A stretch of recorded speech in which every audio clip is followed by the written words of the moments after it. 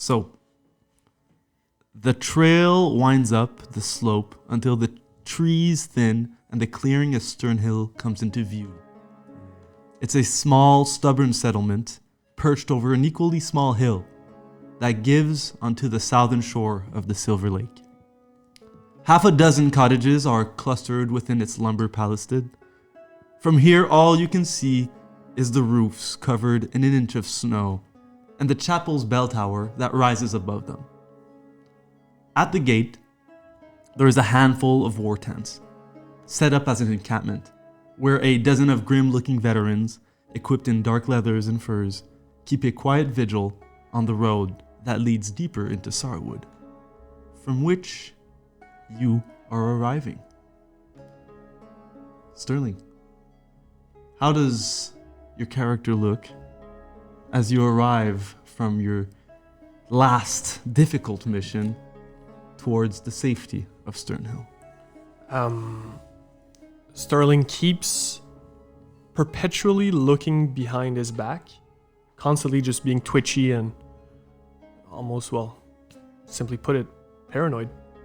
He's extremely stressed, he's unhealthy, and he's hurt, most of all. So he's seeing his brothers in arms, watching over this city, reassures him, and he quickens the pace, as if it's the last stretch home, you know?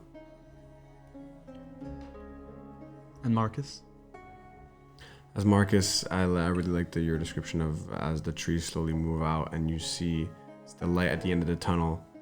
Marcus sees that light, but with every single bit of light also reminds you of all the darkness that still needs to face. And with that wonderful glimmer of light in the distance, he's steady forward. He's learned to, when fear and anxiety overtakes him, he becomes a little bit more paralyzed in what he needs to do. He can't make a choice. And looking at that light, he also gets afraid of, wow, look at what we're attempting to build, but look at what could be lost. But then he reminds himself, but if you're not fighting for anything, you have no strength to keep going. And his friends and his comrades have made him realize that. And it's hard for him to keep going, but he's choosing to dive into fear, because at least then he knows he's moving. He keeps moving towards that light, and Sternhill, it makes him feel joy, despite the fear. And Pasha? I would say Pasha is walking alongside her comrades, and as the usual, she always looks around. Her posture is neutral, but her eyes are always moving, always observing, always doubting, and always worrying. And even though they succeeded in their past endeavors in some way, she knows that she cannot feel that happiness or that relief, because she knows the impending doom that awaits them behind that veil of happiness, you know? And she's always controlling that emotion of relief, of tension releasing, because she doesn't really believe in it in this land that we call Sorwood. And so she's going to remain worried and anxious, but maybe a little bit less tense than she was previously, but just for a brief moment until it catches her back into tension and anxiety. As you are arriving in this, I would say, rugged state, a Wraith Watcher, currently sharpening his blade by the campfire, recognizes and salutes you as you pass by. Noticing your state, he kind of signals one of the guards, or Wraith Watchers in this case, lucky enough to be stationed inside the walls, to open the wooden gate, which is done. Pushing back the snow a little bit, it kind of opens, and you enter the village of Sternhill. At this time, it is, I would say, dusk. The sun is setting. It's getting a little colder outside. You guys are in winter, so it's frisky. It's pretty frisky right now. But the warmth invites you in. I'd say in the open space near the entrance of the village, you notice a small caravan cart is set up. Its sign is painted with a flourish. Sassy's shop. There's like steam hisses from a tiny metallic pipe, like protruding from the side, and it carries the smell of herbs and spices. And echoing inside, you can hear something within, humming a cheerful tune.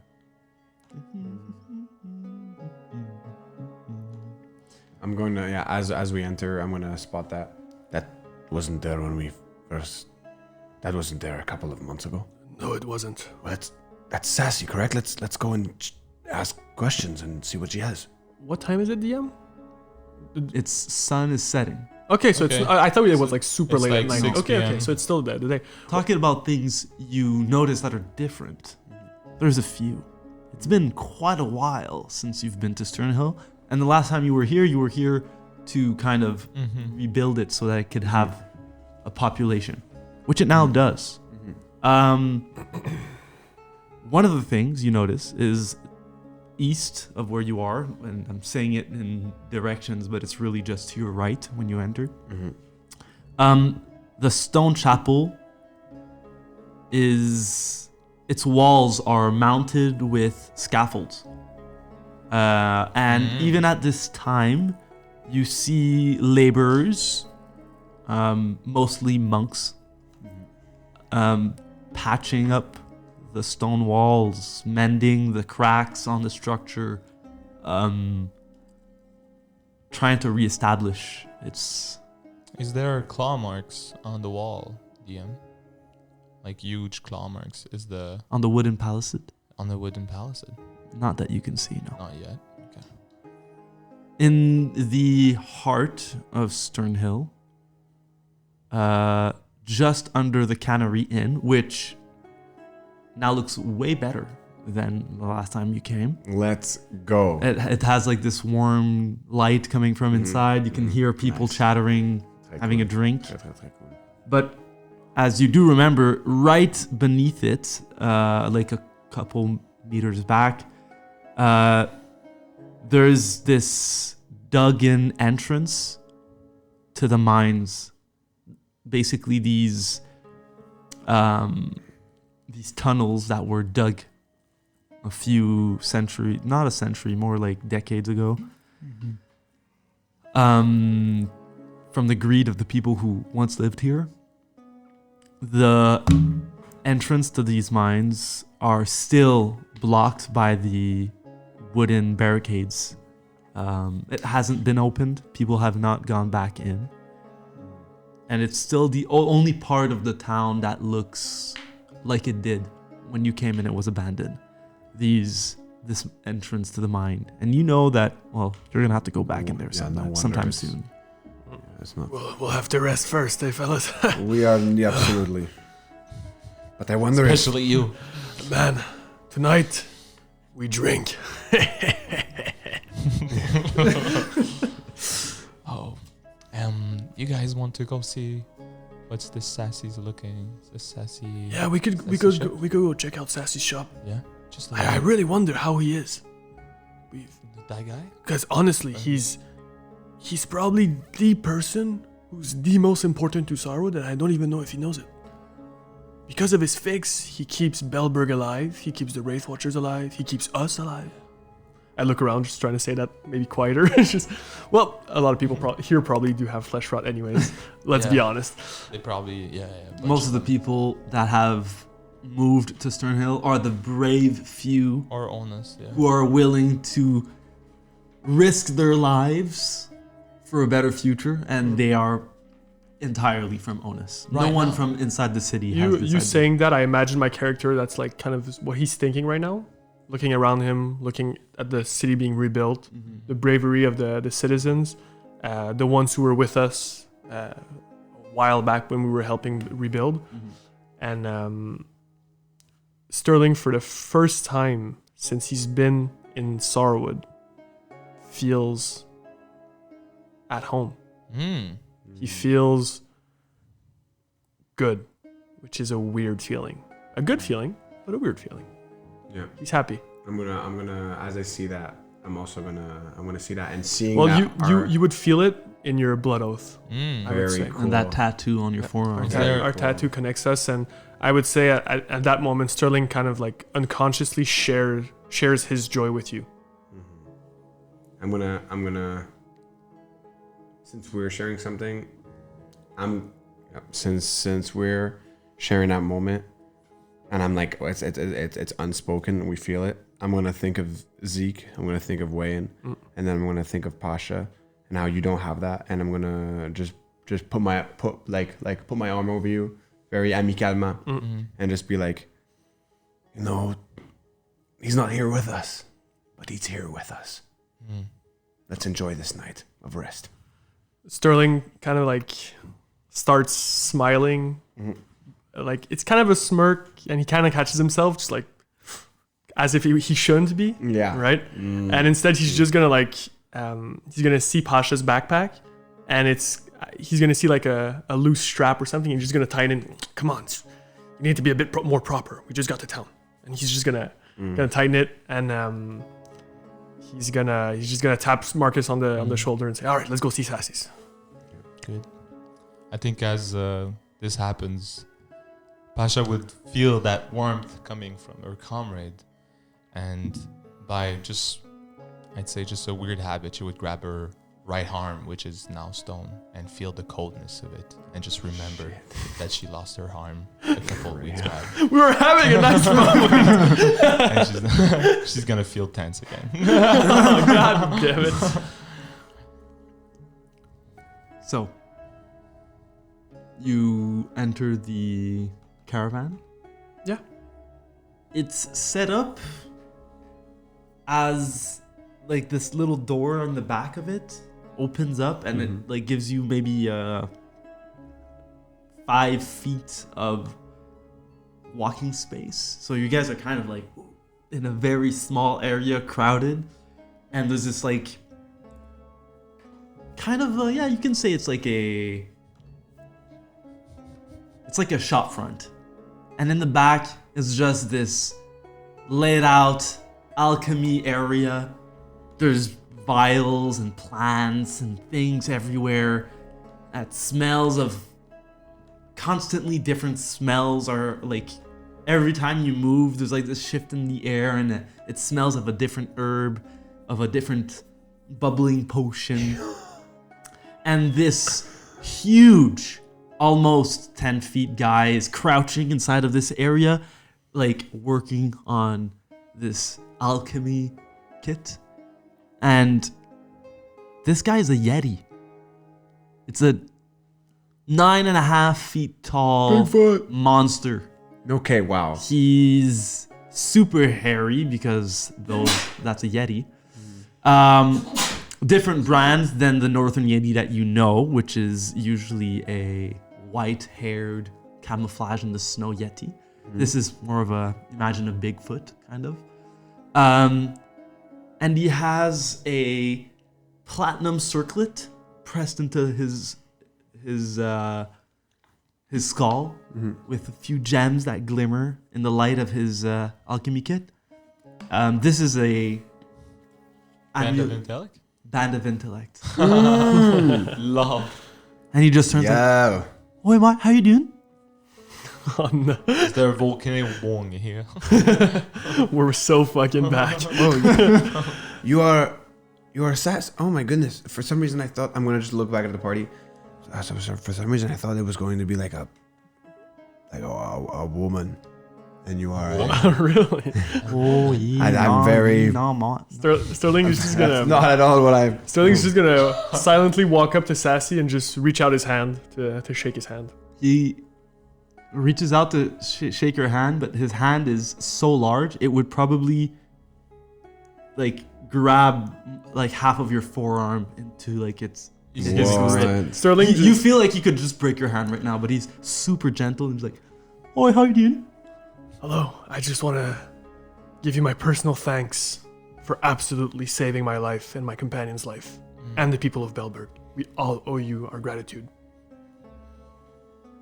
No problem, mate. He's so nonchalant. So, well, how was the travel here?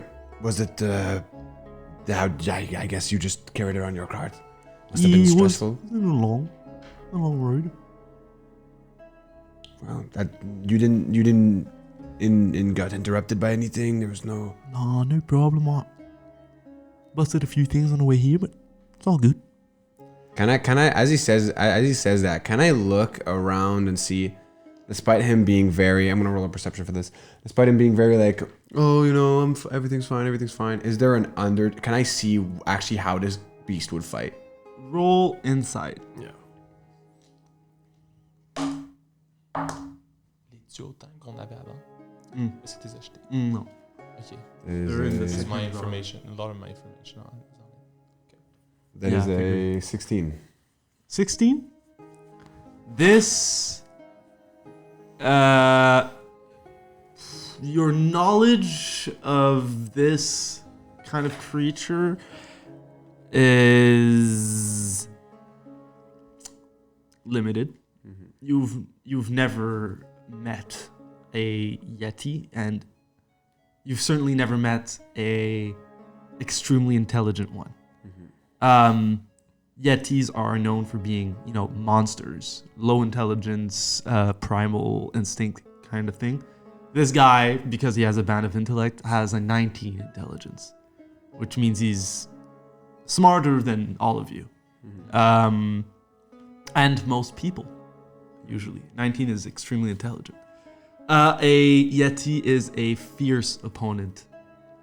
They are probably... He could probably be a formidable fight for the three of you together.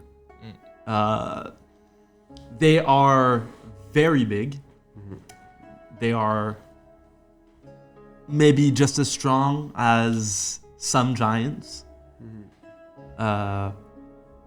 Probably uses brute strength, claws.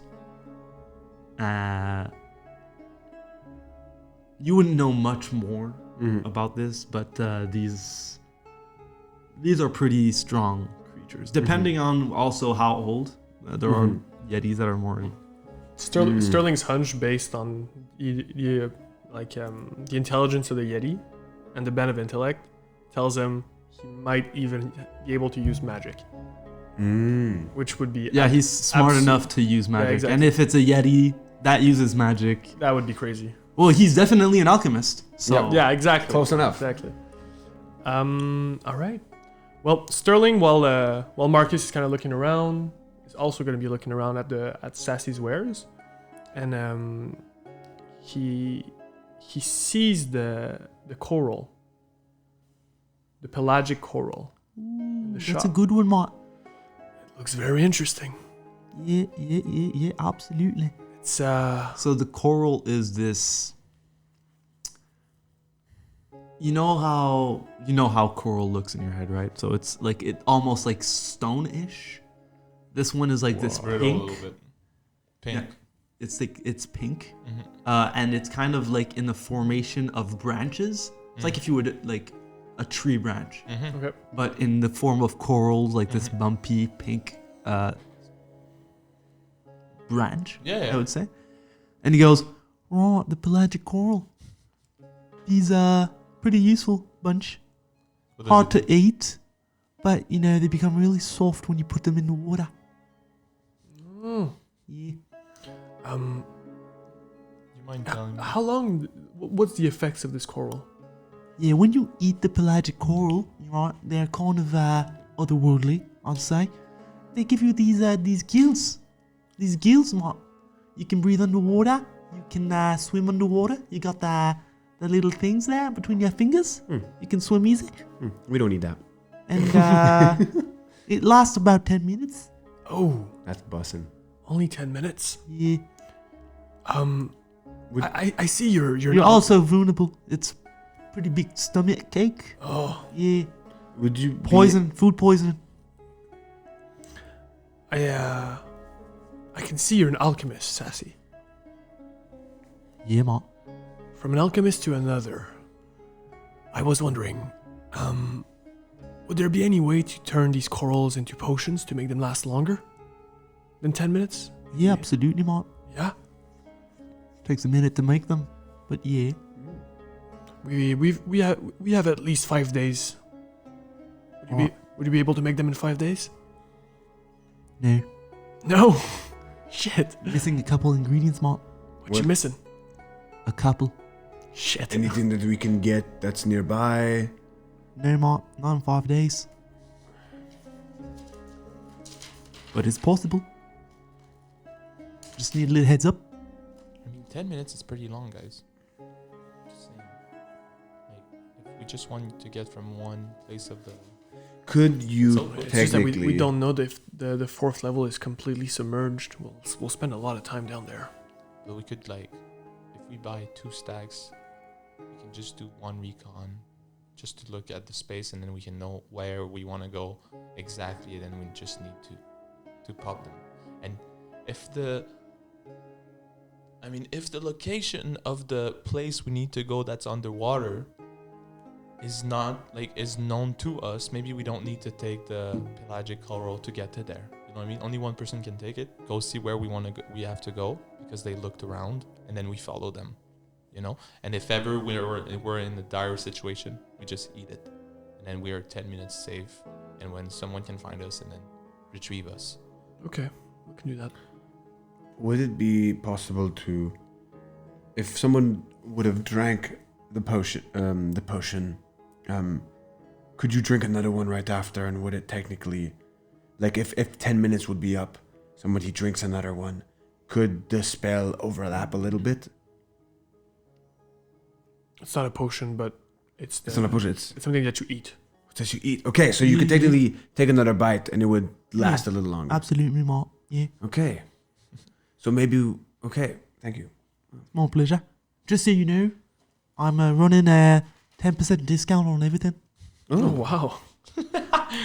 That's too kind of you. You might just be the best, Sassy. You might just be the best. All right. Pasha, do you have any space in your inventory? I do not, actually. I don't think I do. Let me check. I'm just gonna open my bag and I'm gonna start rummaging through it. I'm like, do I need this? Just so you know, guys, the 10% discount is already applied. Yeah. Yeah. Okay. The That's prices, why yeah, the Sassy's prices are. face is 80, so I was like, it's probably like, Yeah. you know what I mean? It's 10 to 90 usually. 15%. Yeah. Some are a little more. Some are a little. I do need everything. Do we have some kind of bank here where we can store some things? No. Because I would. Well, we have our house. I would probably store just the fresh opus while we go down there. I think in our house we can. I could just drop. I could maybe spare one more spot. We'll see. We have the whole week, so. Do we need tent down there? We always need a tent to rest, right? Even if it's done in the mine. Because it includes also the sleeping I bags. don't know. No, not in the mines. No, the tent is to rest Outside. outside. Okay. When you're like, you can rest outside without the tent, but if it rains or it snows, it's. Mhm. You're screwed. So we could drop our Problematic. things and just go down. Okay. Well, I'm gonna buy the coral right now. Gonna buy 2 stacks Alright, for 240, no problem. Mate. and I'm also gonna buy a 4-leaf clover. Oh, you want the clover, mate? It's a Wait. lucky bastard. Well, listen, Oh, I don't need none of that. I'm a lucky man. Wow. you're a lucky man. Well, Lucky enough to find one. Have you guys taken a look at the mandrake? This is pretty good. Right, So nasty little bugger. That's. This is Be really- careful when you unearth that thing. It's gonna be pretty hard on the ears, It's really good. but it's really useful, man. Really useful. Got me out of a pinch a couple times. I'll still take the clover. Yeah, absolutely, man. You'll take the clover? Yeah. It's a good idea. He's writing you up a bill. Anything else? Can I get you more? So, Got some good ass some potions. well, Potions too. I might buy you some Sassy's fix eventually. What day are we right now in Horel? One. First overall, No. right? No, we're not the first. You're the 4th. Oof. We all need to buy one actually. Me, I'm good till the Eighth. 20th. I need the 8th. Okay, so let's buy. Do you guys have any Sassy's on you or no? I have No. the Imperial Serum if we want to get something out of us.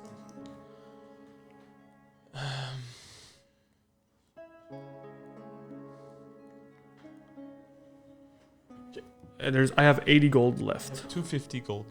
250. I have 80 left. Do you want to buy 2 Sassy? I can literally just buy 1 Sassy with the remaining 80 because that's what they cost here. Absolutely not. So I'll buy a Sassy as well. That's 400 gold for Yama. Yep. So you bought 2, right? No, just 1. Do we need a second? Yeah. Okay. And I take it off? Yeah, you can take it off of yours. I just spent 500 gold, but Yeah, it's it's because I got it from the bank, Yeah. which is very nice. Dude, amazing actually. Very, very nice. We probably wouldn't be. We would have been so much sketchier. Honestly, I'm really thinking of just chugging that Imperial Serum, or maybe you, Marcus. One or the other. Right now, Marcus is actually not. I think honestly, I think we already had this discussion, but just for the simple fact that you can hide your with illusion, you can hide your affliction. Just for that simple reason, I find that maybe Marcus should have it, but Because it's still like I drank the Imperial Serum and I got the flesh rot like right five after. se- five That's why sessions I'm after. like, should we keep it until it's like really super bad?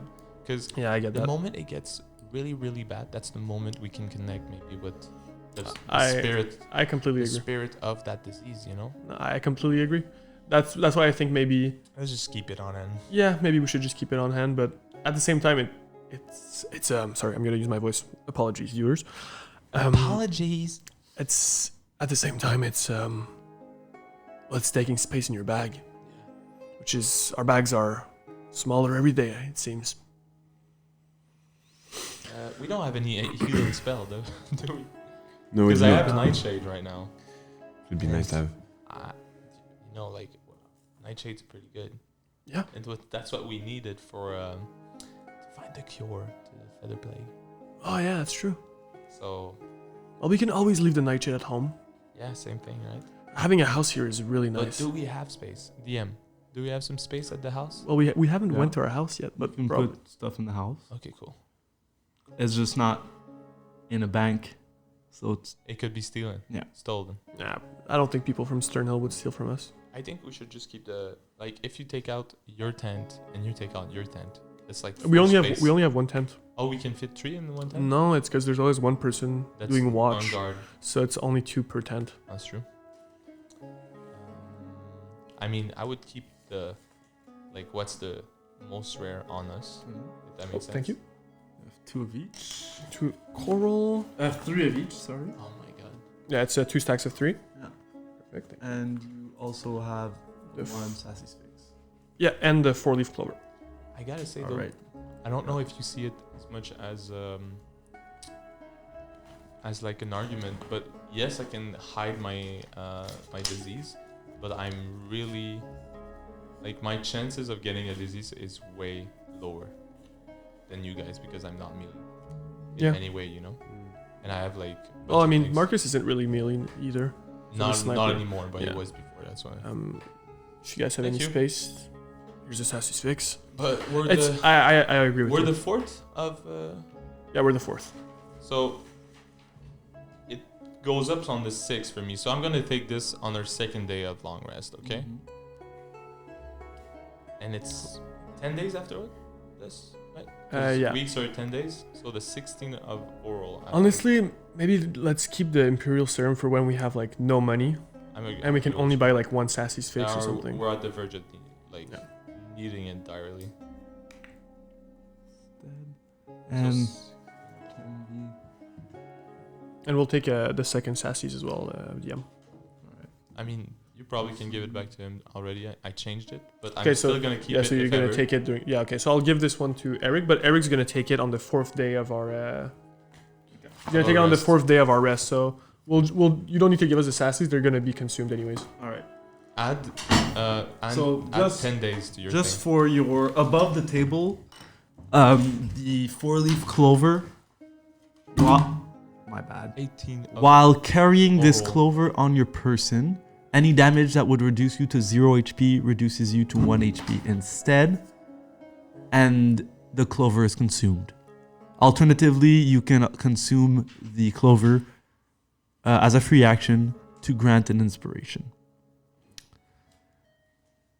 So that's what you got. Yep. Thank you very much. Well, I think we'll make our way out. Right, gentlemen, have a good day. Good you doing very- business with you. Thank you very much, Sassy. You're a good man. Pleasure. Pleasure. Sorry, a good... Can I call you a good man or... Yeah, Good whatever. Yeti. Whatever, good. okay. You have any preferred pronouns, Sassy? Just trying to be respectful. Squatch. All good, man. I go by anything and nothing at all. Anything and nothing at all. Everything, everywhere, all at once. All right. Correct. Is it more like, does he prefer to be called a Yeti or a Sasquatch? Mm. That's the question. Yeah, I prefer Sasquatch. Sasquatch? Sasquatch, all right. Sassy to Sasquatch. Watch. Sassy the Sasquatch. Well, I am a Yeti, so it's all good. So good. Oh, good. Good guys. I'm keen on seeing our house. Yeah, Let's do it. me too. I'm also keen to going drinking at the bar afterwards if you guys are up for it. I mean, we're going to sleep for 5 days afterwards, so Yeah? we can- All right, perfect. probably going to bed. Yeah. So as you leave Sassy's little caravan, you walk out and it's dark. It is winter. It gets dark early. It's a little depressing, but it's all good. There's a little couple lights in the windows of the little houses, those shacks. Mm-hmm. And one specifically intrigues you more than the others. You, as you're walking a little deeper in this town and observing the life in this city that was once abandoned in this town, you also hear the rhythmic rhythm of a hammer on iron, kind of echoing near the shore. There's a thin string of smoke that curls from the forge's chimney. The Bluesmith Forge. You have the scent of hot metal and coal that drifts in the wind towards you. And you look up and find that there's a light inside the Bluesmith Forge. Yo, The Bluesmith Forge isn't our house. No. Right? No. Okay. No.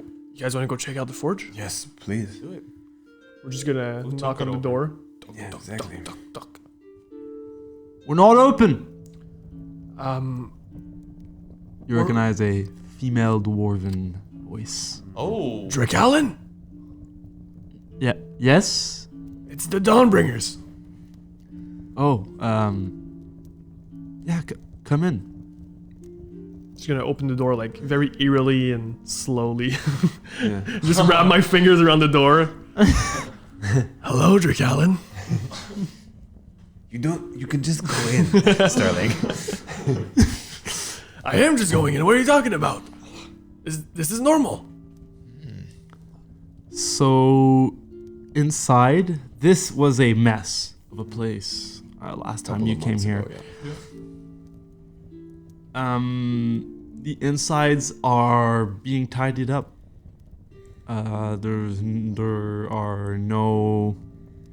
The rubbish that was scattered everywhere on the ground has been picked up. A broom has been passed.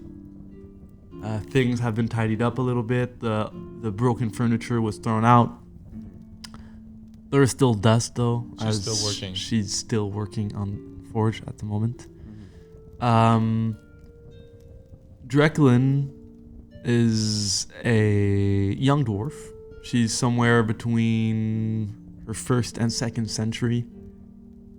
She's firm on her feet, sharp-eyed. She stands and portrays the life of someone who has only known the forge.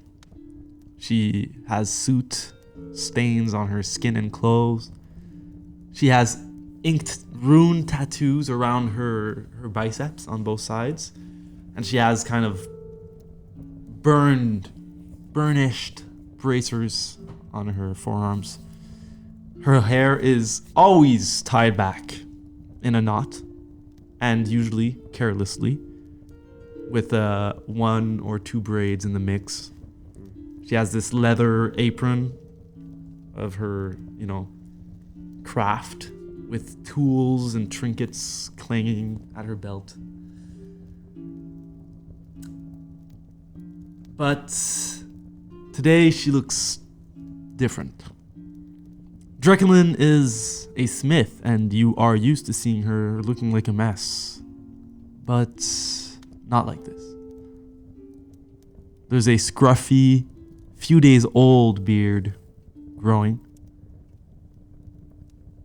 which she, usually keeps shaven, because as a dwarf and a human society, when you're away from the culture, they kind of, dwarven women shave more when they're away from their own culture and try to fit in more. But she hasn't shaved in some time. Her usually carelessly knotted hair is simply let down over her shoulders in a tangled mess. She has clearly been missing some sleep. And at a closer look, there are clear marks that strike through the soot on her cheeks of tears. I'm just gonna walk up to her, and I'm just gonna put my left hand on her cheek. And are you okay? I think she's gonna try to speak, but kind of choke on her words. And all she's gonna say is, he's gone. Pardon? Wayne's gone. Where is he? But we knew that. He left a letter for me when he left. She you just see like a water building up in her eyes, and like another tear streaks down. He's not coming back. Why? Well, Sorry, can I just look around? Do I see a letter somewhere? yeah. No. We don't see the letter. Where is that letter? What did he tell you? It's complicated. I think he's lost himself. I think it might be. I don't know if we did the good thing. Maybe we should have let him move on. We couldn't. We just couldn't. I couldn't. I couldn't, yeah. But what makes you say that he would have been better if he would be gone? Like what choice? If he's lost, then has he chosen to be? What he used to be so determined, and I understand with he changed. But I'm just gonna pick up a chair with my free hand, my mage hand, and just bring it on the back of Drake Allen and just push her down and just please speak to us. We've been kept in the dark for too long. Just explain what happened.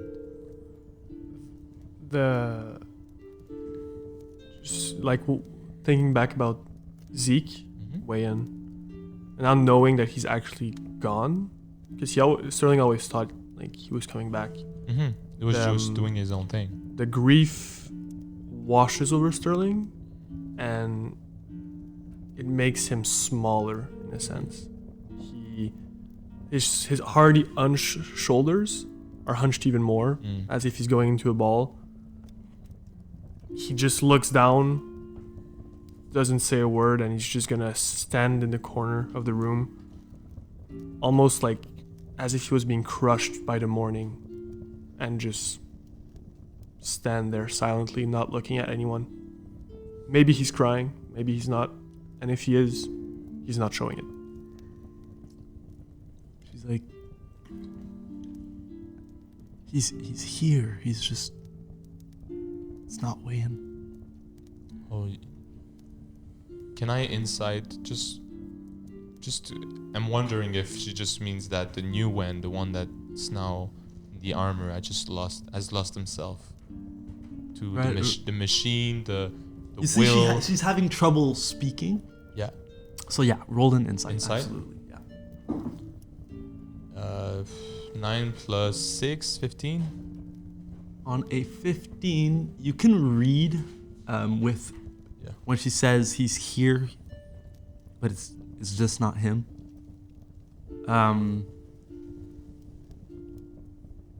You're not sure of the exact connotation behind it all, but if this comes from a letter that Wayne wrote to her, it might be that he knew he was changing and kind of Decided to go away. decided to go away. So he left by his own accord. And maybe you know that she has a place in Belberg in the safety of the city. If she's here, maybe it's because Wayne. I'm just gonna, as I get closer to her, I'm just gonna put my left hand over her shoulder, and we're gonna do my somatic components just to message you what I just got from this information, and that he left by himself, and that he was changing. You message me in my head. In both of you. The only response you get from Sterling is stop. And like what I imagine, like you turn around when he says that. Yeah, of course, right? And you just see but him. I keep it calm because I'm not trying to alert Drake Allen. But you just see him like digging into his hand with his nails, with his thumb in his hand, and there's just blood dripping from his hand, and he's like nervously just scratching and scratching and scratching and scratching and scratching and scratching and scratching, and yeah, that's it. Can I cast command? And I'm just gonna say one word to you and Drake Allen. I'm just gonna say ease. And you. I think it's a wisdom save. It's a wisdom save. You decide if you want to answer to that. Yes, Sterling is for sure gonna be gonna fight against it. Of course, There's yeah. no problem, bro. Drake Allen is gonna choose to fail, and she's going to just break down and sob in your arms. So I rolled a 14 minus 1, so it's gonna be a 13. You're good. You're easing off. I'm easing off. It's 15. Sterling is just gonna stop what he's doing. It's just for a moment. Yeah, of course. You can go back. He was standing tall. Well, not standing tall, but I mean he was standing. Sorry.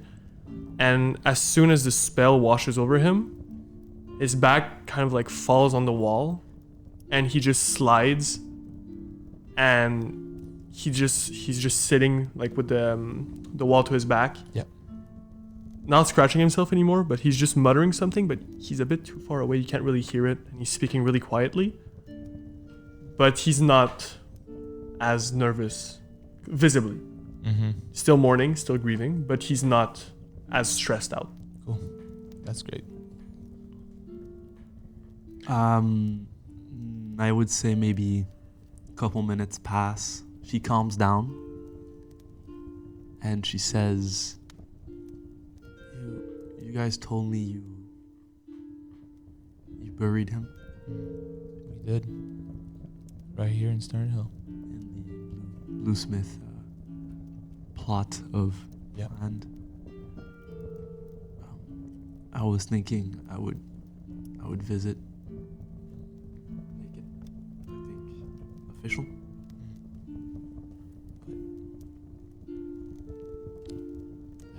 I'm totally agreeing with your grieving, but there's still a part of him in this land.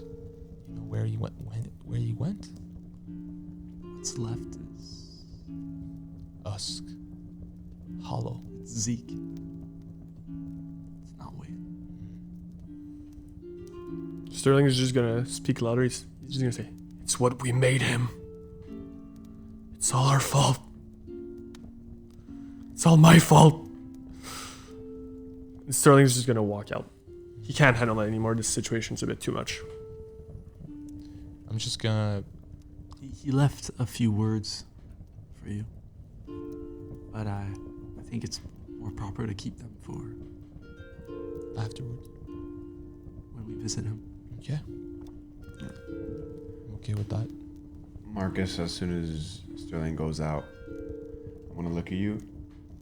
And I'm gonna I'm not even gonna do a head move like you know where I'm gonna be going. Yeah. I'm gonna look at you and then I'm gonna go after Sterling. Just gonna, like, assuming you're understanding because you're making you guys prefer to go see Wend after the rest, or it seems like you guys are out of it, so I'm gonna go with Drake Allen at the tomb. But She says, I need a few days.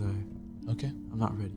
I'm just instead of leaving, I'm just gonna start helping her out, cleaning that place up.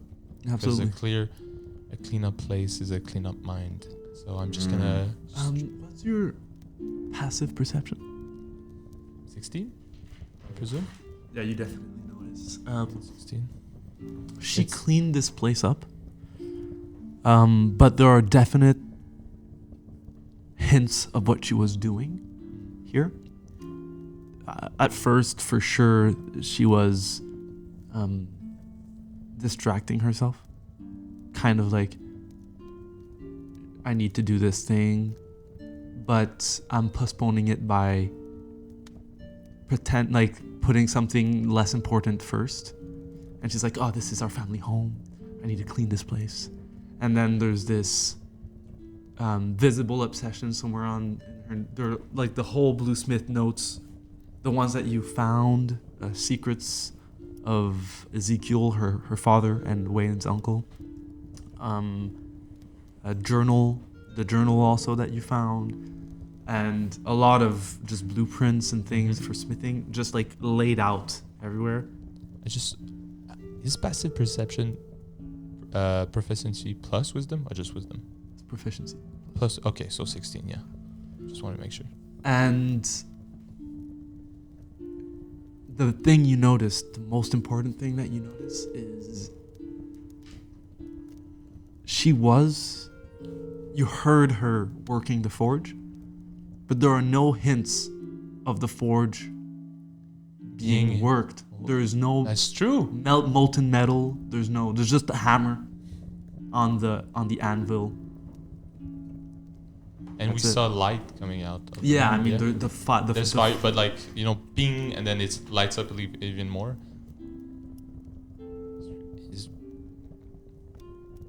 It's crazy because before we came here, there was someone hitting the forge. There was someone hitting the anvil, and we just came here and there's no one.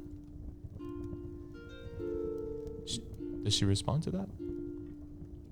She said, this damn thing, I don't know how to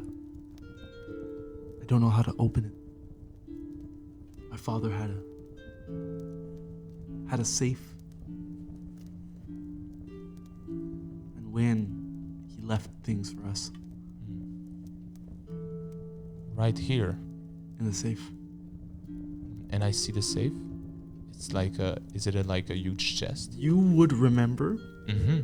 It was a puzzle, right? it's like a puzzle. It's the puzzle point north. Yeah, you could 100% roll a very low history, probably with advantage. I mean, I remember doing it. Exactly. 15, You're good. yeah, -1. You have to open the you have to turn it north. You have to turn Yeah. the Anvil north. anvil northward. Yeah.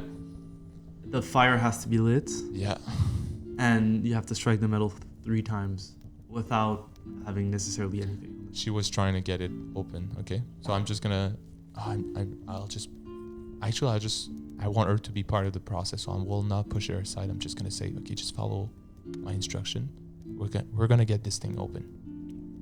Don't you worry.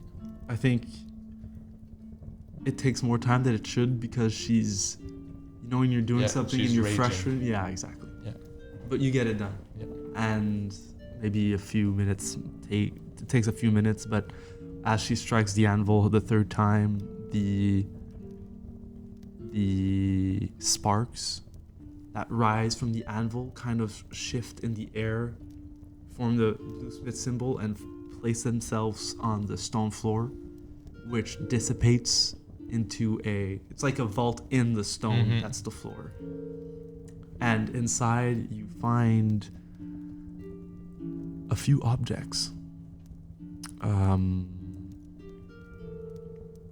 which are visibly Wayne's. There's his holy symbol. Did he? By seeing this, I understand that he came here before he left. And when it opens and she sees what's inside, she just breaks down. Yeah, and, even more. and falls on her knees and starts crying. 'Cause he left his only holy symbol. He left his holy symbol, Yeah. his smithing tools, the helm that he wore when he arrived with you on. We changed it eventually when he changed his armor, but his original helm, and the shield that he was forging. His mastercraft.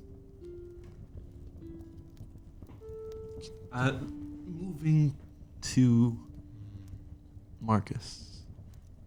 So Marcus is going to step out. I assume that Sterling has... Well, I look outside. Is he there? Is Sterling anywhere to be found in the town? I would say make an investigation roll. Because you don't see him. I'm going to try and Roll track... a stealth. Sterling isn't stealthing. He's just Yeah. not here. Yeah. He's still in the city. He didn't run away, but he's just not there exactly. All right. He's somewhere though.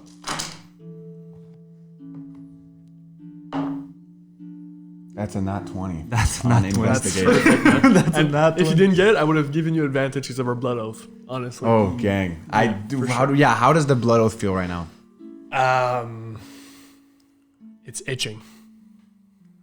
It's itching. It's bothering you. Okay. Well, Where you follow the footsteps.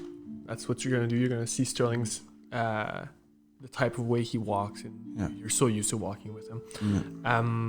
You see he went back to Sassy's, and then the footsteps go inside, and then they stay almost as fresh as if it was barely even 10 seconds he was inside. And then the footsteps go down to the port by the lake. There's a little Sternhill Docks? Yeah, Yeah, docks. there's a little Sorry, it's a dock. dock. Yeah. Yeah. And at the end of the dock, you just see Sterling smoking with a bottle of wine next to him. Yeah.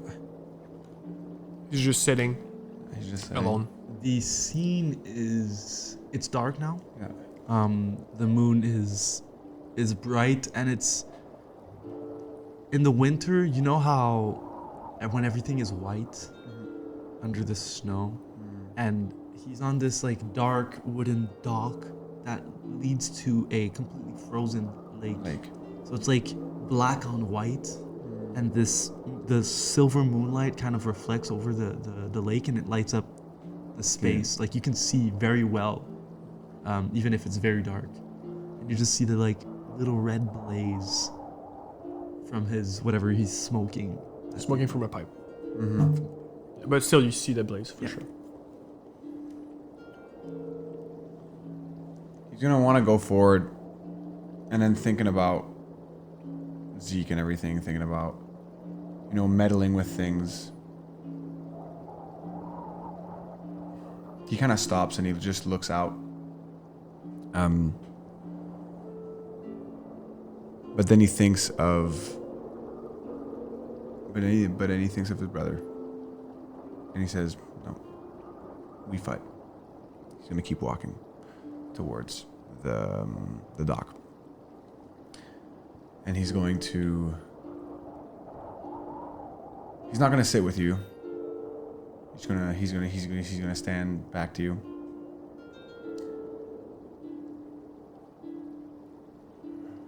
Sterling feels your presence, hears your breath. He's not gonna turn around I think you would know it's him because of your because of the blood oath. because of the blood oath. Of course.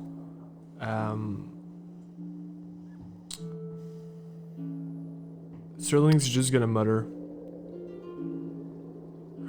If your angel's still watching, ask him. Ask him if Wayan, Zeke, whatever he is now, ask him if he's worth saving. I can't do that, Sterling. I can't ask him if he's worth saving. I can't ask if anybody is worth saving. Just like us. We didn't ask. We just saved him. Yeah, and look where it got us now. Zeke's gone because of what we made him. He's a monstrosity. We should have never dealt with death like that. He's lost himself. He's lost his spirit. He's lost his god. What else does a cleric have? Death was his greatest gift and we took it away from him. Finally, he could reunite with his god, with his ancestors. And us, in our own selfishness, we rip him from the clutches of the deaths and we bring him back to life. Not as himself anymore. As something else. What it is, I can't say. That's why I'm asking if he's worth saving. But if you have so little faith, well then, so be it. No, there's no question of if he was or if he isn't. We tried to save him because he was worth saving to us. Look, some of you believe in God, some of you believe in all this shit. But some of us, all that we have is what's in front of us. And you know, we've said goodbye to a lot of things. But sometimes, we've had this conversation before, Sterling. We get sick of losing things. And yes, it was selfish. I'm sorry. I am sorry that the only good person that was in our party, I wanted him to live. I am sorry. I look at us. I look at where we are tricksters. We are decrepit monsters that are stabbing each other to be stabbing. Look, you literally stab yourself for strength. You hurt yourself to be strong. Why do we hurt ourselves to be strong? Why can't we just... And he was. That is what he was. That is what Wayan was. He was strong because of who he was. And I'm sorry I wanted to bring him back. I had no idea that he was going to come back and we had to put him into a iron. He's gonna like kick the snow. I'm sick of not having answers. Okay? I know it is my fault. I know it is our fault. But I'm sorry, but I'm not angry for trying to finally bring somebody back. Yes, it might have been selfish, but we are trying to save Sorrowwood. That is selfish. We are trying to redeem our name. That is selfish. We are trying to bring and build a town. Sterling's gonna finally turn around, just look you in the eyes and say, "Sit down." No, I'm not going to sit down. Sit down. No. Come on. Sterling, don't. I'm not going to sit down. Come and have a sip. I'm sorry. It's not your fault. Alright? I was a part of it as well. I'm sorry. Sit down. Please. We're brothers. Sit down. He's gonna sit. Look, it's just life, death. As you say, I believe in gods. I pray to him. I pray to the Radiant. And yet, you, a non-believer, a man of facts, logic, trickery, deception, one who has no master, why are you the only one who gets to see an angel? Why not I? That's what I don't understand. I'm sorry, that's why I asked you this question. I know you don't have the answers. You don't have to answer to me either way. I'm just explaining to you what's going on in my brain, if you will. Pasha, I would say that you probably heard Marcus. The docks are right next to the forge. If you want to step out, I would say you could. And if not, to join them, you could probably hear them. I'm just gonna stay there and hear the conversation. But I do not feel like stepping in. So I'm sorry. I do apologize. It's just thinking of Zeke brings back very bad memories for me. It's déjà vu.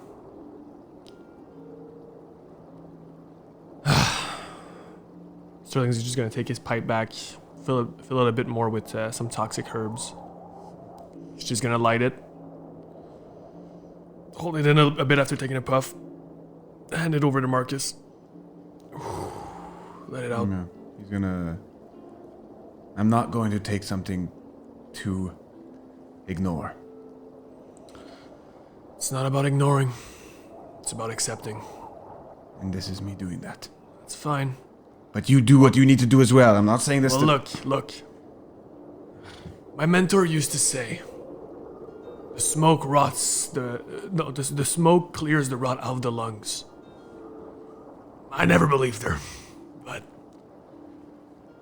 maybe it just reminds us we're still breathing. So that's why I take it. No amount of alcohol or herbs will ever heal me. But it's gonna help me sleep for tonight at least. And he's just gonna take a sip of wine, pour a bit out on the lake. For Wayan, one of the greatest we've ever known. One of the greatest we've ever known. With that, I think the rest of the night probably passes in silence, probably between the both of you, or if not, very small talk, light conversation. Yep. Same for Pasha, who's caring for Drickelin right now. And we'll do the long rest. I'd like to do just one last thing for tonight. Yeah, absolutely. Because we're, we can just, because we're going to do the long rest fast anyway, so this is kind of like the RP segment, if you will. Sterling's just gonna, like, when we're gonna go back home, I imagine Pasha's gonna be waiting for us next to the forge. And we're just gonna start walking together back home. I imagine when we get inside our house, it's pretty empty. It's absolutely, completely empty. There's nothing. There's nothing. Inside. Yeah, It's an empty shack, about, maybe a little bigger than this room, which is about, 15 feet by 10 feet. Yep. Maybe a little bit more, maybe 20 by 15. It's a small shack, but it's yours. It's home. Shelter from the cold. Sterling just opens the doors and goes, "Home sweet home, eh?" Sterling's pretty drunk. This is the house. This is the house that when you open the door, it crashed on your head when you came in the house. Yeah, this is the one. So they rebuilt it? They rebuilt it. Yeah. Oh, that's nice. Yeah. On that memory, I'm gonna look up. I'm gonna say, the skylight was kind of nice. Sterling's smiling, just like, yeah. If you feel in your blood oath, Sterling's like, you're an idiot. Yeah. You're stupid. Yeah. I'm gonna grab a room upstairs. I think it's only one. I think there's just one room, bro. Is there a? Yeah, I could say, dude. It's Like it's your home. with You can- a ladder, right? Yeah, there's like a ladder that brings to there's a loft, tiny. the little loft on the top. It's like it's the roof. Yeah, but it's like this. Yeah. You're in the roof area of the house. It's The not even like triangular room. And she you claim it as yours. I claim it as mine. So Sterling, when entering the house, this is like camp, right? Mhm. And he just starts Cleaning. doing as he does with camp. He's gonna do he's gonna use one of his ritual spells that he knows. He's gonna do alarm around the camp, and when he's done with that, he's gonna do his other ritual spell, unseen servant, and there's just gonna be something helping Sterling. You don't see what, but things are moving on their own, and things are getting placed. And while Sterling is making one bed, That's a good spell. another bed is being made as well. At the Something same time. passes the broom. Yeah, invisibly. exactly. Nice. And Sterling needs something, just reaches a hand out, and something gives it to him. And he just keeps making the bed. Cool. There's like pieces of wood, let's say, outside of the house, I would imagine, or something like that, Yeah. just to start a fire. And the unseen servant grabs the wood, brings it inside, places it, Sterling starts the fire while it starts little with little wood chips and then smaller pieces of wood to bigger and bigger, and Sterling's just tending to the fire while the servant is just building it for him. Stacking. Cool. Super cool. And making food with it and everything. And once he's done, he just says, "Thank you, Silas. You can go now." Silas. And yeah, that's it. Sterling's making food for the boys, drinking his wine as well. It's, his cup being filled by his servant before he leaves. And Silas. Who's Silas? and yeah, if you guys have nothing else to do, I would. I'm gonna ask you who's Silas. Oh, not tonight, Pasha. Not tonight. Sorry. You would feel, Okay. Marcus, you would feel sad from your blood oath with Sterling at the mention of it. Yep. I'm not gonna bring something up, but You're like, he's already sad enough. Yeah. Let's He said not- no. But you Yeah. you feel a similar sadness to how Sterling feels about Wayan, whoa, essentially. Well said. he's feeling a lot of loss. Tonight's rough. He just. All right. It's as if he pushes aside Pasha's question, just in the sense let me just have a This good moment. time right now. Mm-hmm. I have one last thing to do. If you guys have nothing else to do. I don't plan on doing anything. Okay. Well, I'm looking at my items. while we're the camp has been set up, Pasha's upstairs, Marcus and Sterling are downstairs. Sterling is just gonna now he's dropped everything, put them neatly in a corner, and he's just gonna go into his bag, and he's gonna take out 4 candles, and he's just gonna climb upstairs to Pasha. He's not gonna say anything, but he's just gonna line all the candles, and then with a small knife, he's just gonna write W S M P, and then he's gonna light the 4 candles. He's gonna snuff out the one with the W, and then he's just gonna look at Pasha and say, "Don't blow them out. If in the morning one of them's blown out, it's gonna say which one of us is next." And then he's just gonna reach in his pocket and take out the 4-leaf clover and give it to Pasha, and he's gonna say, "At least I'll know it's not you." Good. And That's good. Whoa! Holy fuck! and then he's just gonna go back downstairs and leave my the God. candles with Pasha. Whoa, that's so cool. Very cool. Okay. Very cool. And I Pasha's gonna remember this. Fallout notification. Pasha will remember that. Whoa.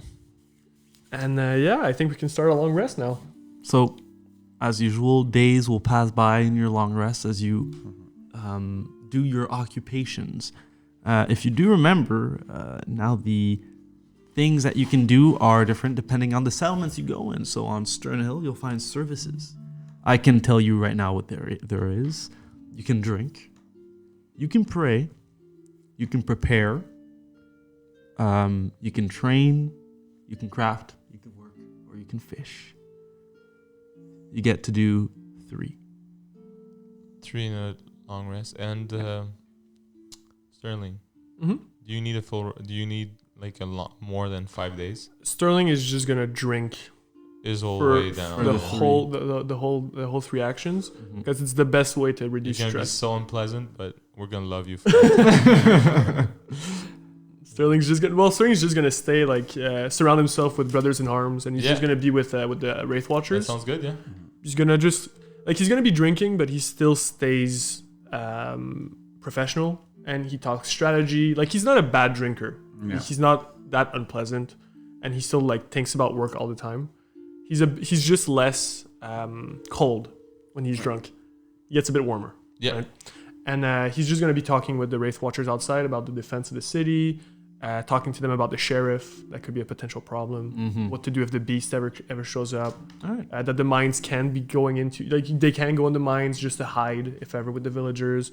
The elevator, the pathway in the church, yada yada yada, and just give them information to be ready for any eventuality. I think you would, since you're drinking a lot, spend most of your time in the Cannery Inn. Yeah, as well. I think you would probably build a relationship with whoever is tending the bar at this time. Mhm. Kind of a relationship of he's a good client, and then slowly like, God damn, this guy's a drunk.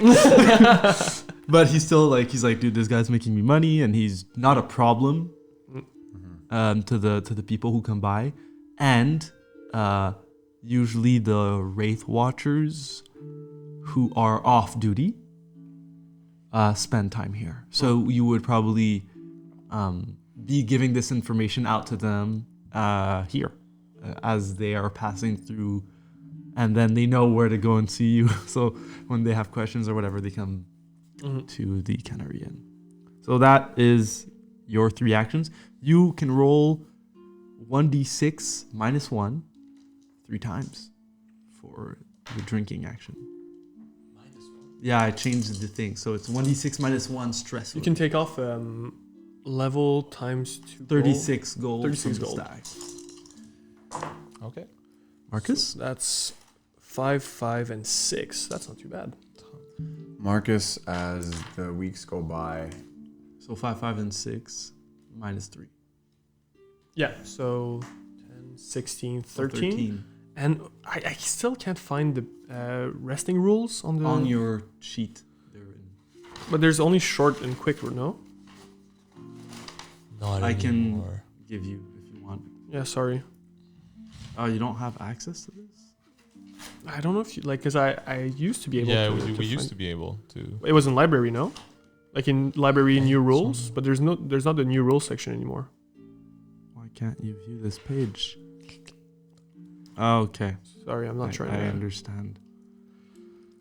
I understand what's going on. Anyways, for now, we're going to go with this.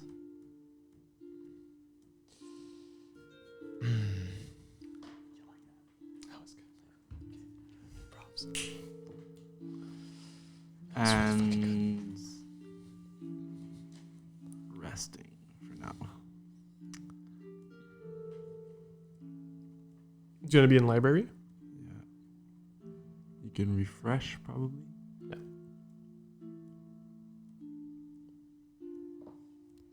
We're gonna need this.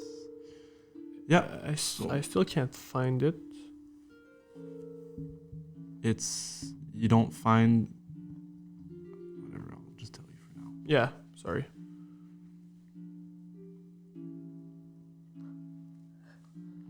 Reload. Try reloading and see, and I'm gonna read it to you right now. The long rest. You restore all hit points, all hit dice, all spell slots. You reduce your exhaustion by 2. My bad. You heal stress equal to the number of days that you rest plus your wisdom modifier. So and you have number of 3 days- downtime actions. Yeah. Okay. Yeah. And you get an additional downtime action for every 3 days above the 5th. So I would heal 5 stress base 5 plus 3. plus 3. Plus your wisdom modifier. So minus 1. No, not negative. So 5 Yeah. plus 13, basically. Yeah. Oh, Lord. Okay, I'm gonna do Oh, one God. downtime action to alleviate my stress. It's 1d. It's 1d6. You can either do drinking. Eric. I will. Eric. Juste me rappeler c'est quel ton mic. Yeah. Okay. It is either drinking. drinking or pray. But pray is only heal 2 stress. Can I the other downtime action are like fishing, training, all that stuff, right? So to prepare is you gain +1 on the specific task that you're preparing. You can stack it probably, right? If you do 3 Exactly. prepare, you can have +3. You can do it once per long rest. Train, is it prepare? Is that the Train same? is to multi-class. Oh, okay. It's just a multi-class. I guess I'm gonna pray 2 times, So 4 stress. and I'm gonna spend 1 action, trying to. I should approach this. I'm just gonna stay in my room, and I'm gonna put some time into just thinking about my lineage and my forefathers, my ancestors, and what came before me. And you probably know where that's going, so I'm just gonna pour that time in, and that's gonna be my train moment. You're training. You roll a relevant skill of your choice. And it's for the level of the multi-class, it's 50 times the level. So 7, that's 350. I feel like magic is closely related with emotions. I feel like, just roll it. You're going to be good. I feel like magic is closely related with emotions. So I'm going to go insight. Yeah. So just a straight insight roll. Yeah. 15 plus 6, 21. So you have 21 on 140.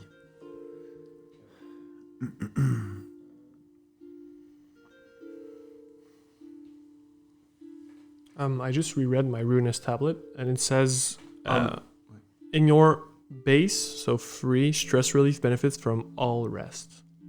So that means I wouldn't get the 5, because that's the free from the rest. I would only get the 13 from the drinking. Yeah. I think you would get the... I think you're right. Yeah. No, since you're doing 1 dip in that class right now, it's 21 on 20. You're good. 21 on 20? Yeah, but now if you're doing another dip, let's say you're 2 levels in that class. It goes higher. We're multi-classing. Maybe. It's a maybe. Interesting. Well, now he has the option of doing it. Because It's a maybe. Because he did the thing. It's a maybe, we'll see what happens type of thingy. I need Squeezy. I need to rest more. How many over table? How many stress do you have? I was at 45. Yeah, Now I'm now? at 32. It's crazy, man. I have The no lowest base. you can go is 20, right? Yeah. It's not too bad actually. We can. It's just because of your. Only 2 days extra would be okay, right? 5. Yeah. We can only go by bits of It's 5 3 after. So it's 5? and then 3. I said 5, I meant 3. My bad. Okay, so 5 and 3. 5 and then 3 for another after. Is there another way we can drop your thing? Not for me.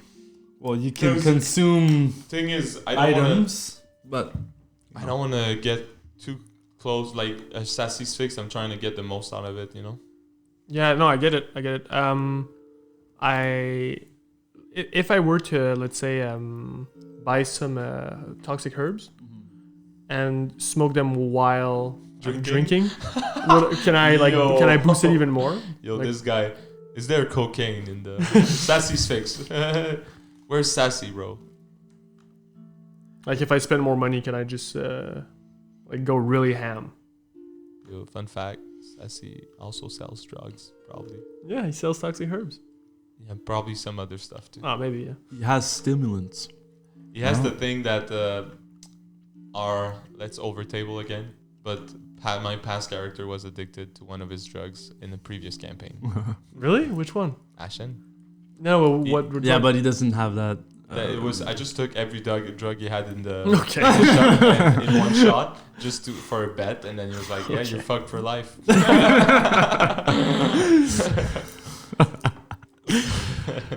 Oh my god. Let me read.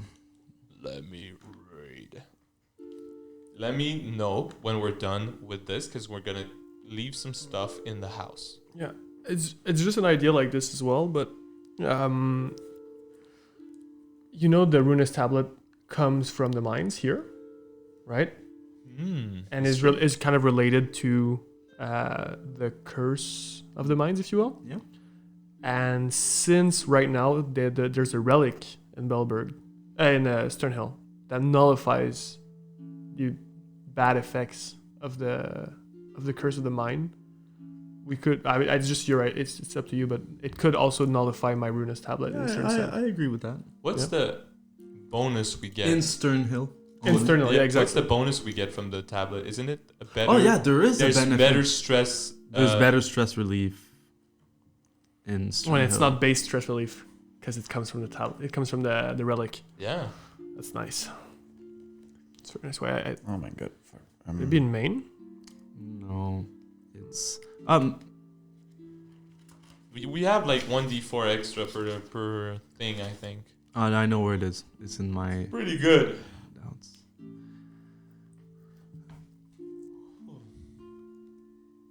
You heal 1 additional stress. There's a free healing supply, and you have an extra camp action. Ooh. So one Devotion. one additional. So what is devotion? That's the stress. Heal stress equal to proficiency. Ooh. Plus is it, one is for it one religion. additional on our 3, or it's just an additional that we can do a part of the 3? It's one of the 3. Yeah. And you don't have to. That's really good actually, because I don't have to You spend. can also use it as a camp action. And how much stress relief does it do? Proficiency. That Plus? means that Is there a plus to anything or no? There's a plus if you're religious, and there's a minus if you're a cultist. Okay. That means for me, instead of praying, I could have done devotion and get 2 stress more. No, it's negative. It's not good for the occultist. Oh, never mind. I'm just gonna leave it at that then. But you heal 1 additional stress because the relic is in It's in Sternhill. town. That's why it's all so good. Hey, I'm at my my base. Okay. Well, Get it. that helps a lot for me. I lost a virtue because of it, guys. Fuck. I lost Daredevil. Oh, rip. That's a fishy. I mean, I have to get to 10 HP to get Daredevil, bro. Yeah, it's super low. Okay. I'm at 22 now, so it's pretty good. So just Got you. Wow, it's great. How? Because I get the base as well, because of the relic. It was without the base. But the relic is check just off our plus long 1. rest. We revive. No, I know, but we have I max still hit have points, the right? At the my end. plus 5 because of the And then rest. after that, all the stress is written on the camp actions and everything. Because every day you rest, you get 5 minus 5. Every day you rest, you don't get -5 stress. No, not every. For all the days, every day you get -1 stress. Yeah. So it's 5 days, so -5 Plus the relic. plus your wisdom. Exactly. So you have your 5, and then you have the devotion thing. Yeah. But the devotion is an action, right? No, but I'm not doing devotion. Okay, I'm so still drinking. you're still drinking because it's better, right? Yeah.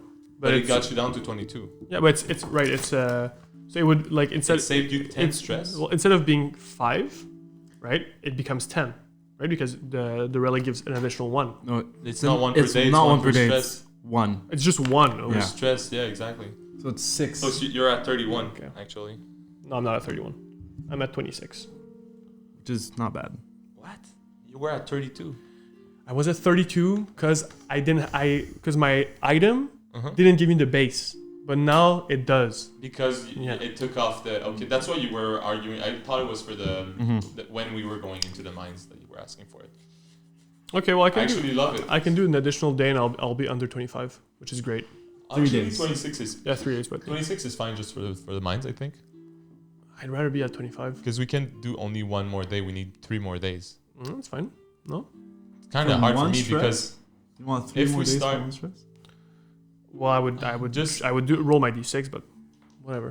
I don't mind. We can do a quick rest and I'll encourage you. It's not. I can't go under with a quick rest. I know, but if we can get you down the mine, like if I can encourage you and he encourages you, No, it's not too I bad. get that, but I would rather be under 25 because right now my affliction is fear of undead, which is pretty fucking bad. But you get an affliction at What? Your first affliction is at 20. It's And afterwards it's at 35. Oh! My bad. You're good, bro. Yeah, I read that poorly. My fault. Okay.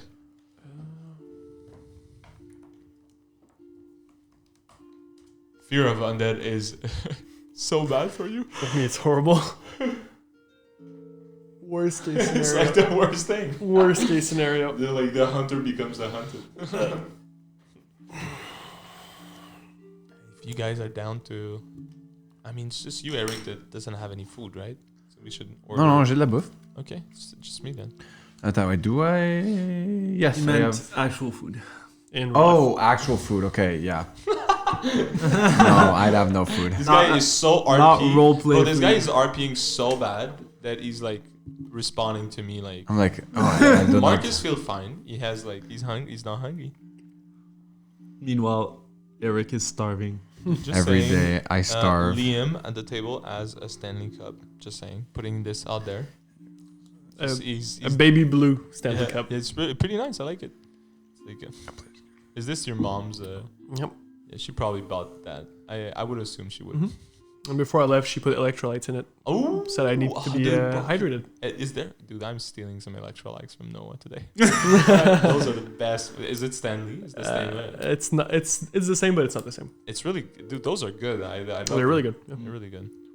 So, It's not a sponsor. Marcus, you're the Yes. only one left. What do you do for your... Marcus, what Marcus wants to do is when he arrived, he saw people working. He still sees that there's a lot to do. The idea of right now what he wants to feel, he feels like he's still the thought of bringing Wayne back and the thought of it being bad is something that he's trying to understand. And to try to avoid sitting with that too long and not feeling like he's moving, he chooses to try and help so many people working. Oh, shit. Yeah, that's... So he's going to be like, I just need to do something that I feel like is building towards something. And if I'm going to believe in his vision, I'm going to believe in the place that is named after him. And he's going to help build a bit for Golden Braid. All right. So, Yeah. you will work. Is that right? Yeah, I will work. What role do you think you can make to identify what you're Crafting. crafting? Yeah. So what Marcus is going to do, Marcus is going to... Roll a straight agility for me. I'm gonna say, Straight agility. since you're doing this for weigh-in, this is going to be, you're gonna go to the church and you're gonna help them rebuild Yeah. the broken and old chapel. Very cool. I think. Do you need stress relief also? Yes. Well, I mean, I'm going to take the base stress relief, which is the number of days, right? 5 plus your wisdom modifier. Yeah, which is 0. 0. So I need to have something else to... So you have 5. How much do you need more? Because I would say I would allow that for your work. For one work, he'll give you 2 free prayers. Perfect. That's actually good, because if I can get to 20... I just want to get to 20, so then I just need 7 stress left to... So it's 4 less. 4 less. You can reduce by Minus 4. Okay. I'm actually going to, during that time, if I may, because Marcus still doesn't... He's understanding about death and everything and all the things that's been taught to him.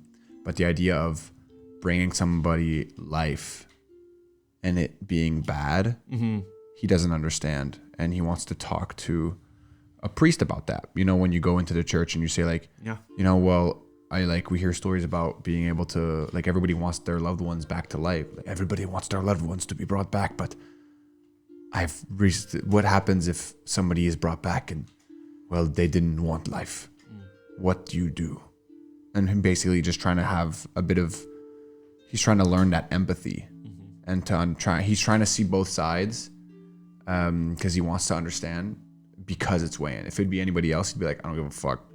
But because it's Wayan, He's trying to understand. he's trying to be like, okay, and if he left because of something that we did that I really thought that was going to be good, like that's what he just does not understand. So he wants to try and Absolutely. pray on that. And that would bring your long rests to an end.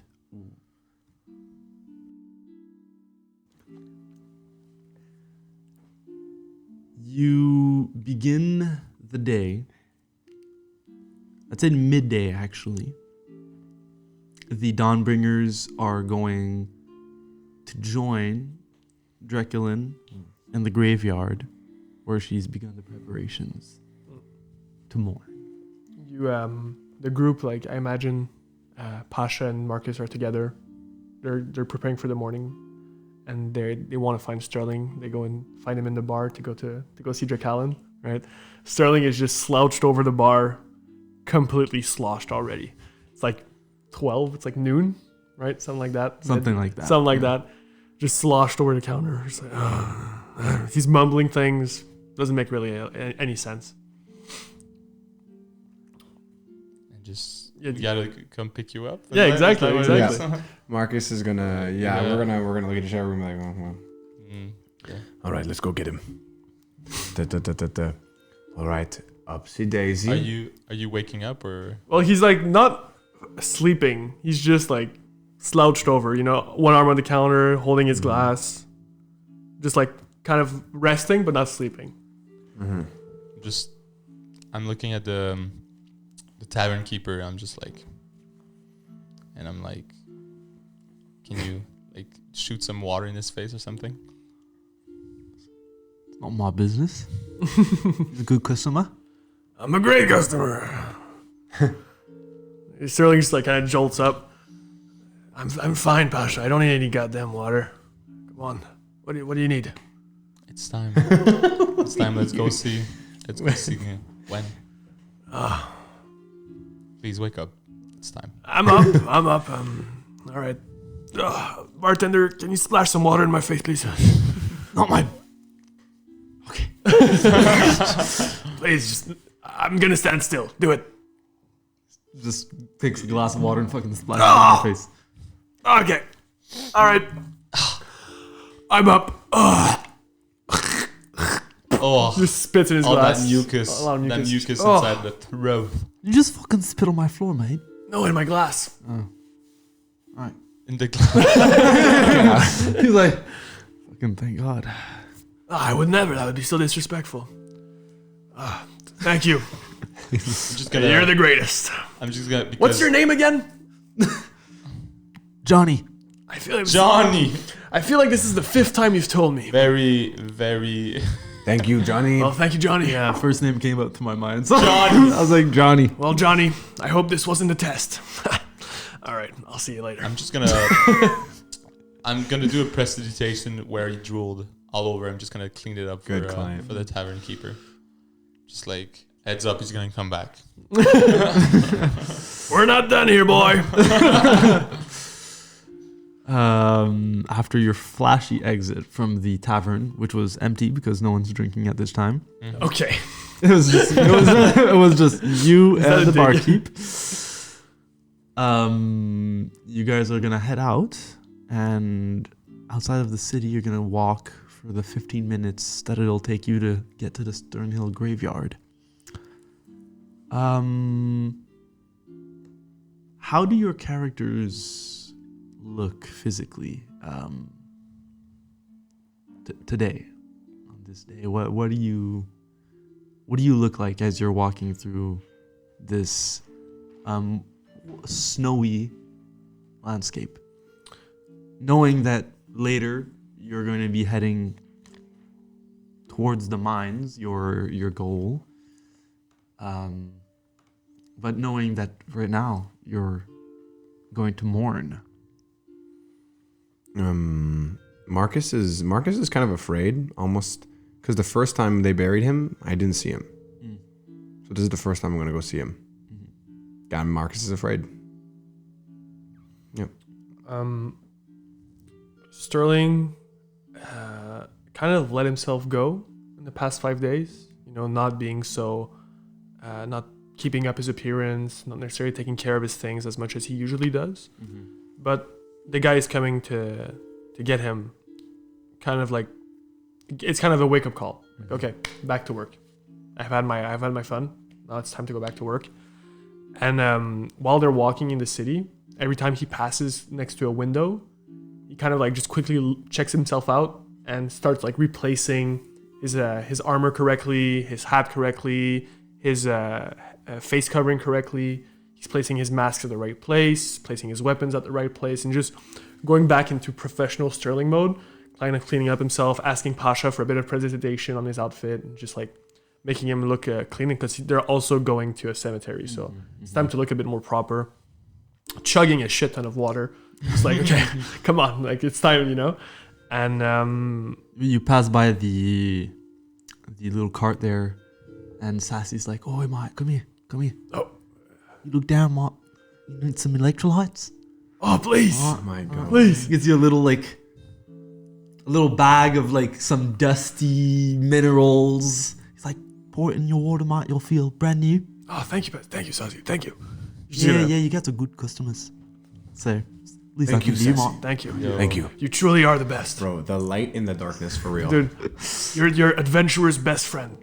Honestly. Well, I've had a couple my share of the hangovers in my life, so thought it would be good to have a remedy. What a guy. Thank you so much. So I'm just gonna drink the electrolytes. I imagine I'm gonna feel way You better. feel Nice. like rejuvenated. You still like Of course. headache a little bit, Yeah. but Sore throat. but like it's like whew. feel way better. It's like when you're out of a sauna and you just chug a cold bottle of water, just like body temperature regulated. It's like, oh my Perfect. And Sterling has kind of been mourning for the past 5 days. Mm-hmm. And while they're walking with Drakalen, Drakalen is not with you. She's Already already there. She's Okay. waiting for you. well, as we're walking, there's a new sense of like acceptance and just being prepared for the next step. And kind of even sort of hate bellowing inside of him, like going back to the place that took one of his friends and just ready to completely lay waste to the mines and finally get rid of the curse down there. Yeah, indeed, because the mines you're going in is the place where It all began. Wynn fell. Yeah. Pasha.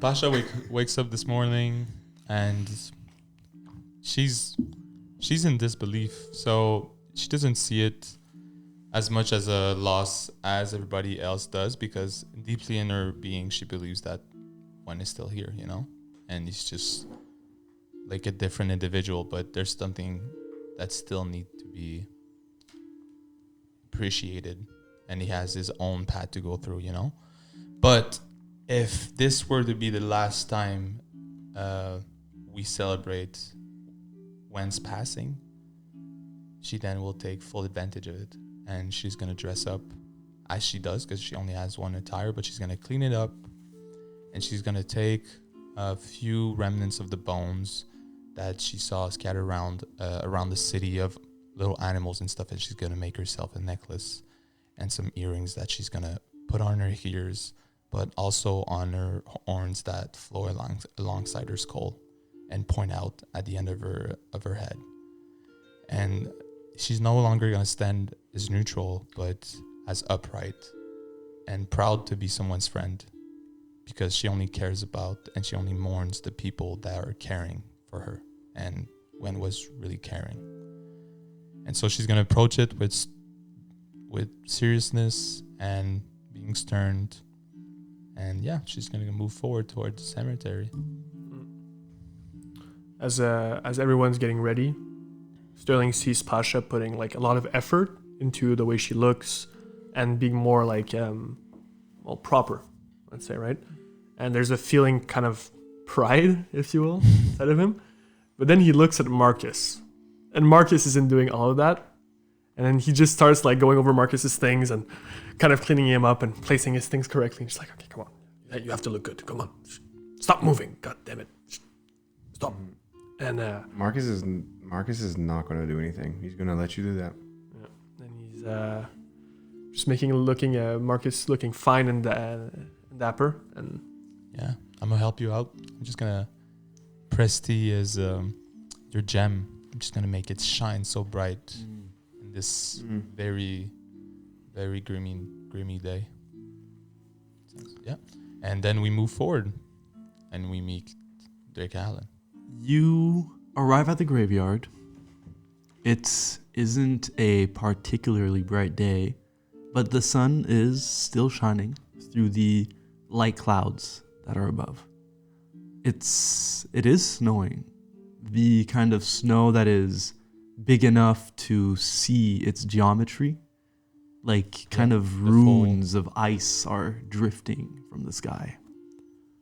There is about 2 inches of fluffy, fresh snow that crushes and crunches under your feet and your boots, kind of sticking as you walk into the graveyard. It's a place that holds a lot of history for you. Entering this labyrinth of snow-covered tombstones, you notice this once desecrated land, this place of rest, is now a sacred space of respite. The old rusted gates that surround this place are mostly repaired. The slithering path have been cleared of snow, and the statue of an angel at the graveyard center has been restored. nice. The monks of the chapel take care of this place now. The statue holds a small stone house meant to shelter little candles from the wind. It is a holy symbol once more, and a ward for those who rest here. But most of all, you notice the people here. Those few brave enough to venture here and mourn or pay respects to their lost ones and their families. Though there are few, some of these people haven't been able to visit these grounds for many years. Dawnbringers, you did this, and it warms your heart to see the good that you have done in these lands in these past months. Little as it may be, you made a difference for these people. You can heal 1d4 stress Okay, come as on. part of your long rest, so it can't reduce any. 4. Let's go. 4. Yeah. Let's go, bro. That's so big for me. That brings me down to 22. Ooh, Very nice. That's That's good. awesome. In the near distance, past the gates that mark the graves of nobility, you see a dwarven figure that you barely recognize. The way Dreckelin looks today is the opposite to how you last saw her.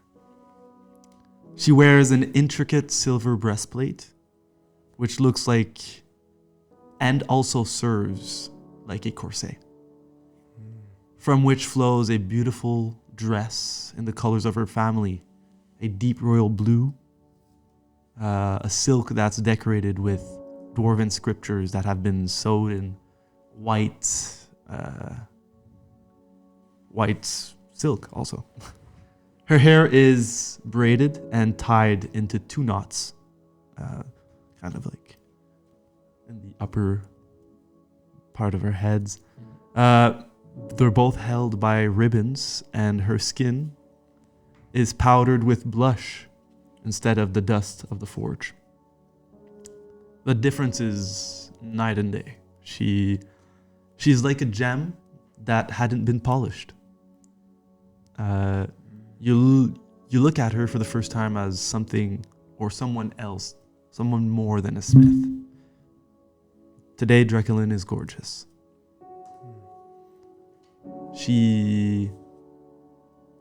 notices you arrive. She's holding something in her hands, and she invites you closer. We step forward. Drakalen, you look well. Thank you. My pleasure. Is she right in front of the grave of when? You, She came in advance. Yeah. you notice this is a grave that Sterling and Pasha dug themselves because Marcus didn't want to accept the passage. What you had on hand was wood to like kind of mark the grave. Today there's a tombstone, a real one. It is unmarked. There's nothing written on it. And in her hands, Drakalen is holding a simple stone urn. There are no markings, no design, no dwarven runes. It's a plain old urn. And then she speaks. Did Wayne ever tell you about the golden braids? Very little. Very little. Just a few words. Before they were ordained clergy and hammers of Moradin, they were masons. They carved the halls of Dwedmar and made fortresses out of mountains. Their craft was of such mastery that Moradin himself kept them close. I think we should have done the same. Often, people mistake the smith as the peak of dwarven craftsmanship. But when Moradin created the dwarves, it was into stone that he breathed life. Baronar, difficult name to say. Baronar, matron of the dwarven kind, had molded earth into their image, a gift she had made to represent their loved, their union to Moradin. It was a masterwork of such beauty that the Allfather could find no better way to thank her than to immortalize her gift and create the dwarves. Dwarvenkind was born from masonry, not the forge. You see, she holds out the urn with shaking hands as a tear strikes down her cheek. So in that honor, I made this. I'm no mason, but hopefully it brings him closer to Moradin, as it once did for his family. As it will for you as well. Your work will never go unnoticed. Thank you. You're a great woman. Gonna put one hand on her shoulder, just to like kind of give support in the moment. You know, very awkwardly, but still trying.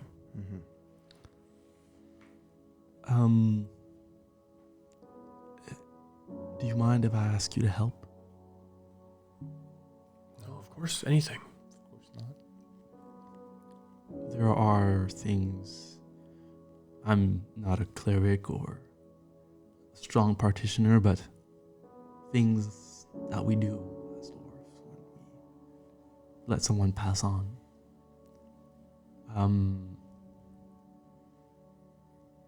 Sterling, can I ask you to help me mark the grave? Of course, of course.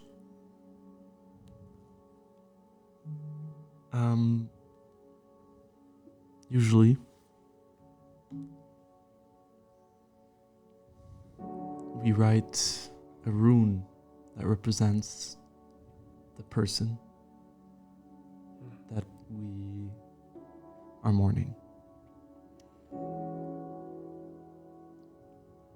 When my father told me about Aunt Nabella, Wayne's mother, I originally thought she was a coward, hiding from the Bluesmith heresy by marrying into the clergy.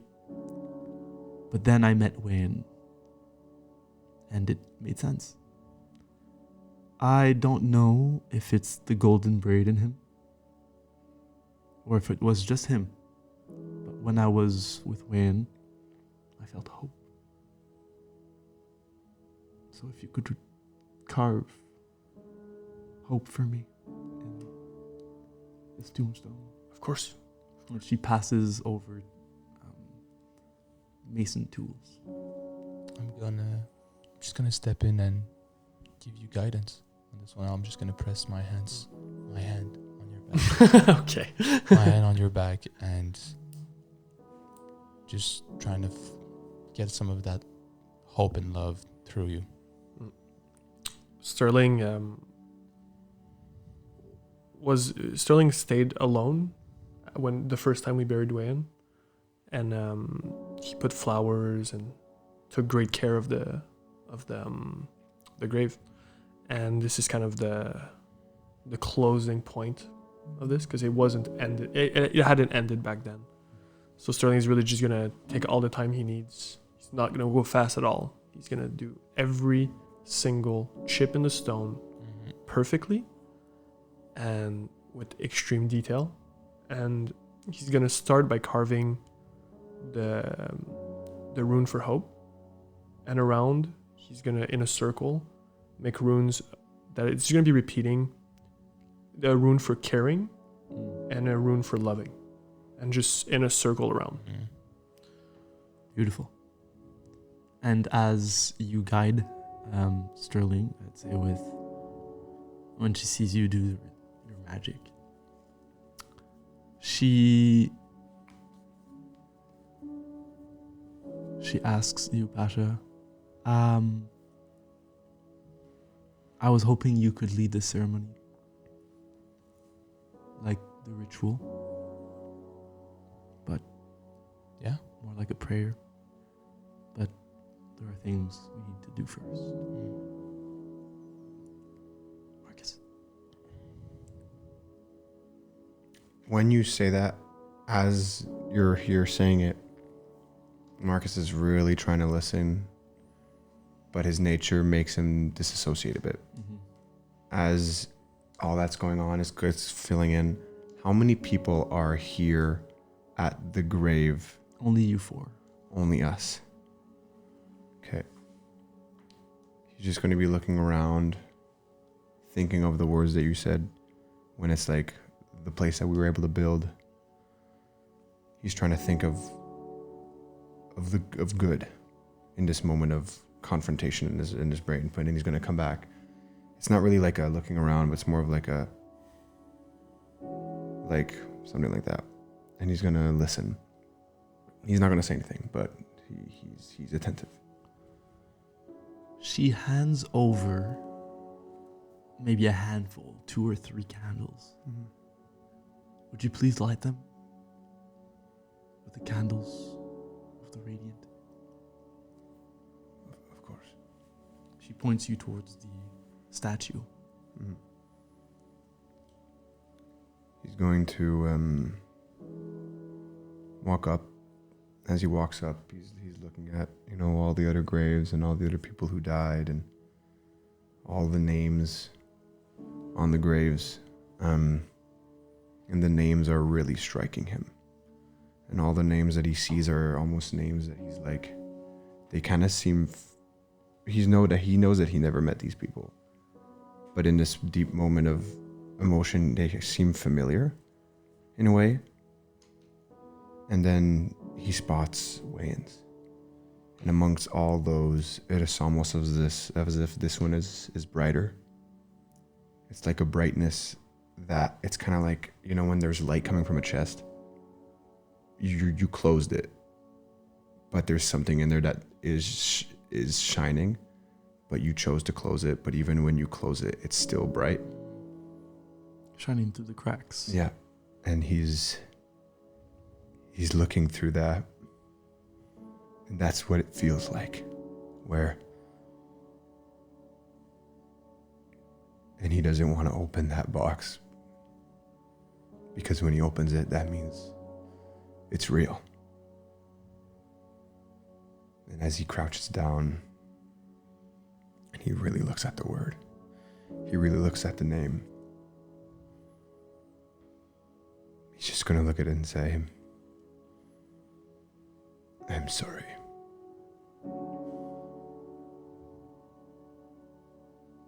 I am sorry that I don't understand, but I am sorry, my friend. And he's going to, and the flame that will be produced, it's going to start off as like a green ghostly flame.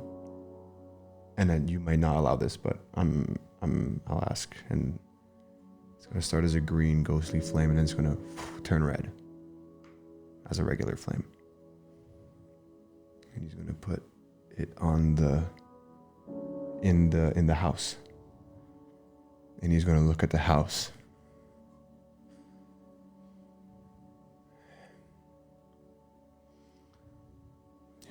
You hear a voice behind you. Mm-hmm.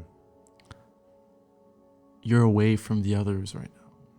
You're back in the center of the graveyard. Before this angel that's holding this box of candles, kind of. And a woman behind you says, you know the candles lit from the radiance light, they're warded against the wind. They stay bright an entire 10-day before the candle even starts to melt. And then I think maybe you turn and find Jenna and her son Alex, who are here to mourn their father, well, his father and her late husband. She's gonna hug you and only whisper, thank you.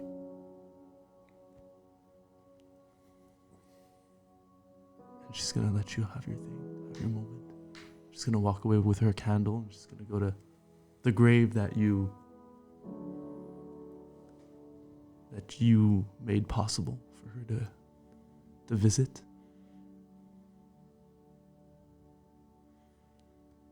And I think you would return to Treckelin and your teammates in silence. I love this game.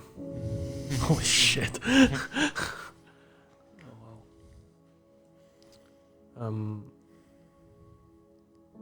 Yeah, keep going. Thank you. As she takes the candle from you and puts it on the grave, she says, Wayne told me much about you. The shared history of the Bluesmiths and the harps. He held you in great esteem. I thought it would be proper if you were the one who carried his light. And she turns to Pasha. She hands you the urn and says, it has the ashes of the things we burned in the ritual to bring him back. It's not him, but I thought it made sense. Maybe you could use it.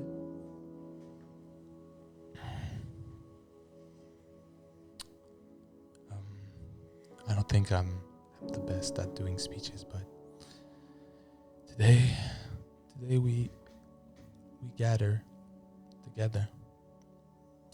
We met in these circumstances of harshness, of coldness, of harsh truth and problems. And even though we were here, there was light within us. And that light was when he taught me grace, hope, gentleness, even though everything was telling me to think otherwise. And because of this, I still believe he's there. But if this is the last time I can honor his life, honor this part of him, then so be it. I'm glad I met you, Gwen. I'm glad I met you as you were. And the only thing that can kill someone is when nobody remembers them. And I will remember you. So you will still live on. I'm sorry we couldn't be better teammates. We couldn't be as good as you. But we did our best. We really did. And yeah, this is the only thing. Thank you. I'm gonna pick up the ashes and I'm just gonna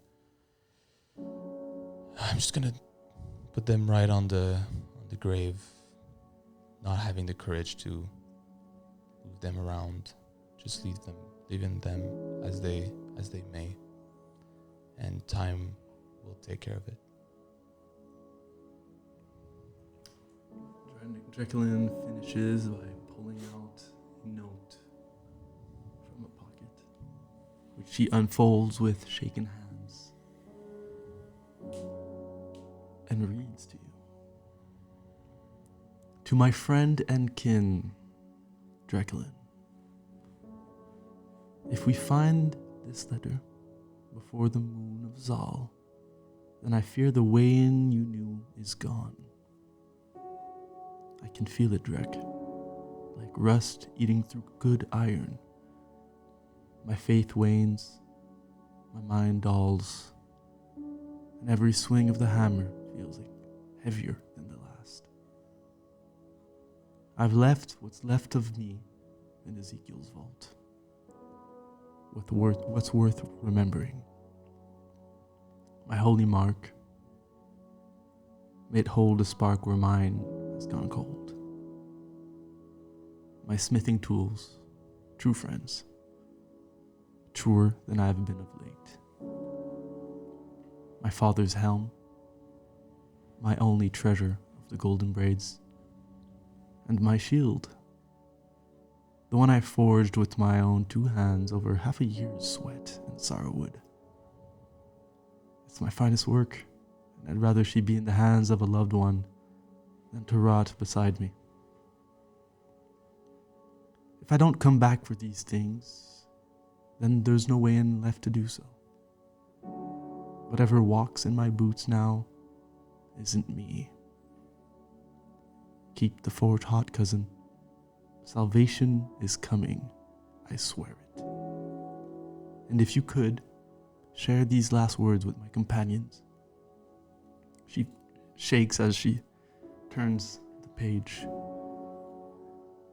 Pasha, you are young and full of promise, but you are wiser than you think. I trust you to guide them in my stead. Be the light I couldn't be. Marcus, we share bonds of history, a shared responsibility to this land. I trust the fate of the Bluesmith clan is in good hands with you. Carry our salvation. And Sterling, lead them well. Do not let them fall to this land. And if you cross paths with what I've become, if you don't recognize these eyes, and if they don't recognize you, I trust that you'll make the right decision. Whatever it is. By forge and flame, Wayn. And as she says those final words, she'll take this ancient helm, mostly made of stone, the helm you recognize as the first thing he wore when you arrived to Starwood. And she's gonna place it on the top of the tombstone and mend it into place with the tomb over the candle. And the glow that will emit from this helm, this pumpkin-ish effect, is going to remind you of, well, Zeke, of Wayne.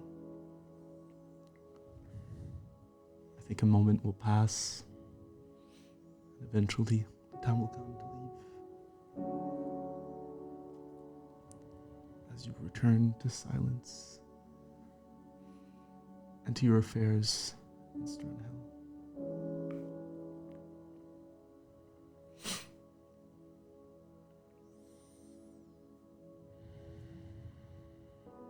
Sterling is gonna stay behind while everyone leaves. He's just gonna finish up his mason work.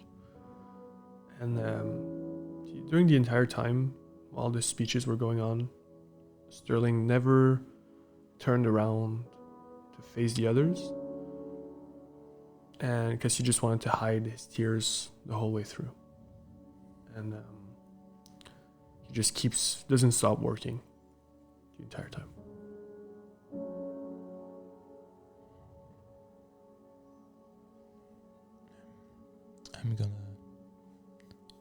Pasha's gonna excuse herself. And she's gonna go back to her room to mourn in silence. Sterling is going to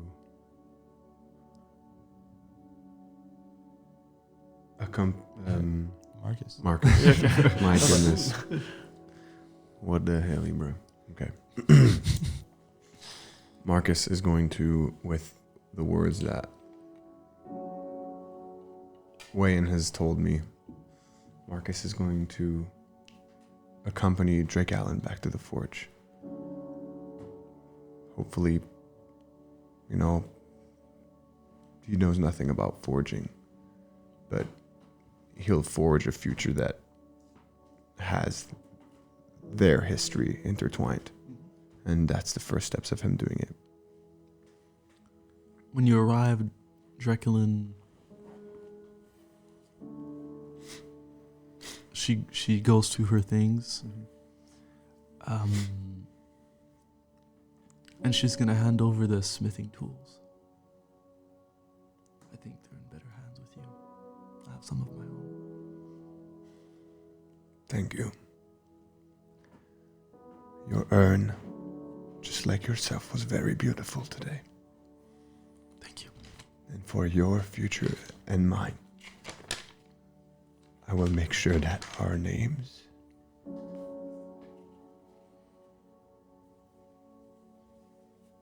by forge and flame shall shine just as bright as he did. She's gonna come over and hug you. Mm-hmm. Thank you. Thank you guys for being here today. It means everything. I think I'm gonna stay in Sternhill for a while. Too much noise in the city. I understand.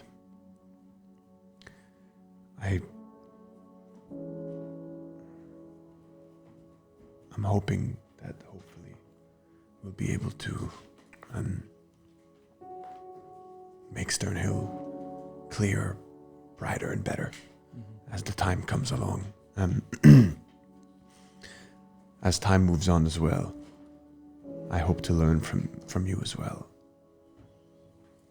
To create and to push boundaries. If we need to keep surviving, we need to get stronger, and I know that some of us need tools for that. I've brought up multiple ideas and things like that in the past, but now with hopefully these tools and a brighter purpose and bigger inspiration, we can hopefully work together. Make that happen. Of course. I've been going over the Ezekiel's notes recently, trying to make sense of what happened. slowly figuring it out. I feel like I still need a few things to understand what truly happened, but I think they helped the people who did this to the land. They forged weapons and armors for them, for knights. There's still so much we don't know of why, and well, a little bit of ideas are coming in of why, when, but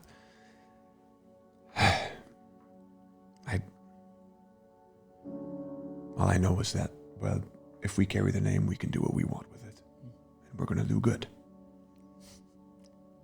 She smiles at the idea.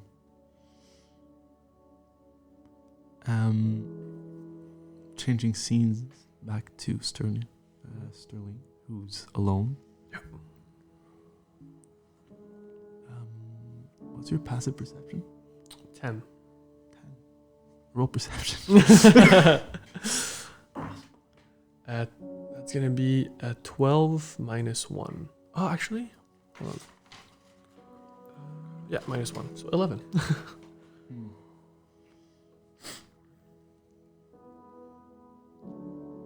It's okay. You feel this place has changed somehow, but it has so obviously changed in so many ways. I could re-roll. I could use my re-roll, wisdom roll. The once per long rest. I could. If you want. This feels important. Come on, I'll do it. That's gonna be 19 minus 1. So 18 total. Great. It's good. You glance over this fresher version of this graveyard.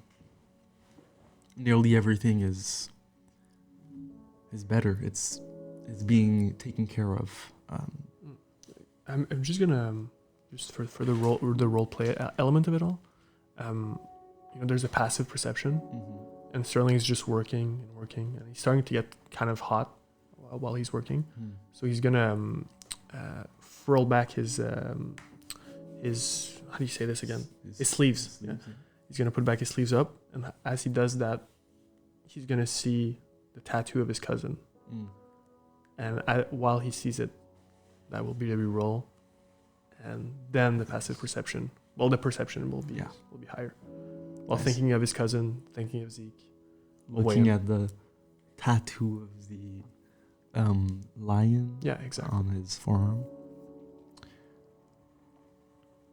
And your attention will turn towards the mausoleum that you came from just a few days ago, when you cleared the crypt of Sir Garan from the evil within.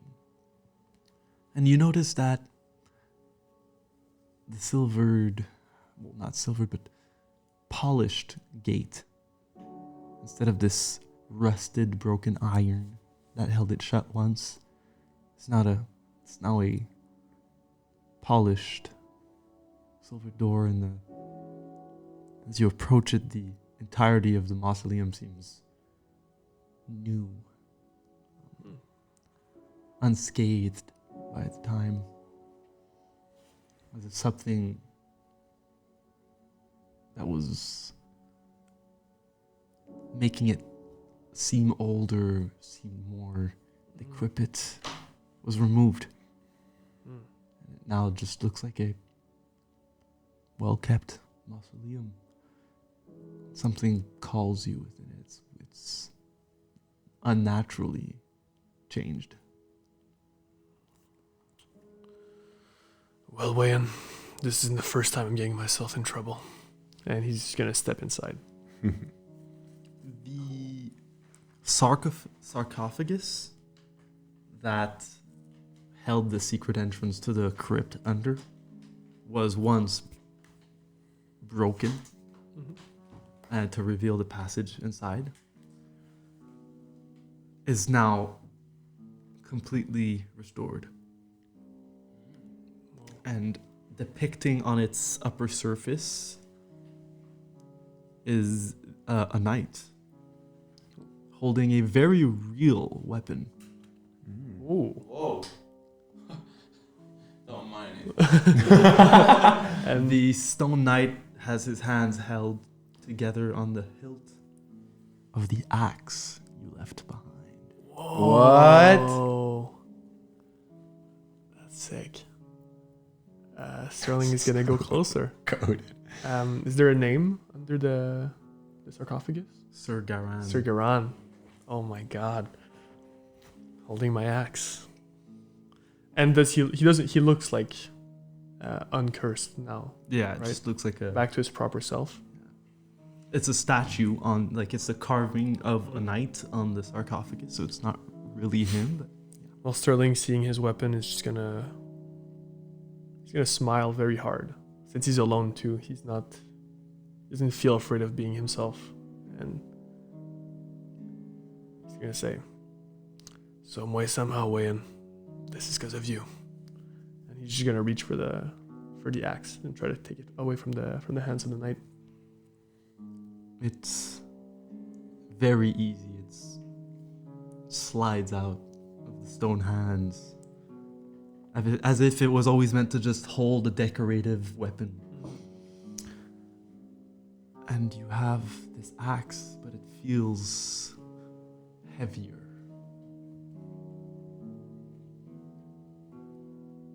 But I guess you're gonna have to attune to it to figure that out. Of course I will. Can I, just narratively speaking, could I just spend like hours here, like the remaining of the day, just... Attune? I'm just gonna take it and go sit next to Wayan. Mm-hmm. And while I'm attuning to it, I'll be talking to him at the same time. And the last words from Wayne's letter moves Sterling like to a point that he hasn't been moved in a very long time. And to be openly told to lead men, it's been years since someone has told him that. And since it doesn't come from his father, but from one of his greatest friends, the words have a different impact. And the last time Sterling led men, he ran and let them die. And he vows to Wayan that the next time danger arises, he'll be the only one left behind. And that his men will never die under his watch. Ever.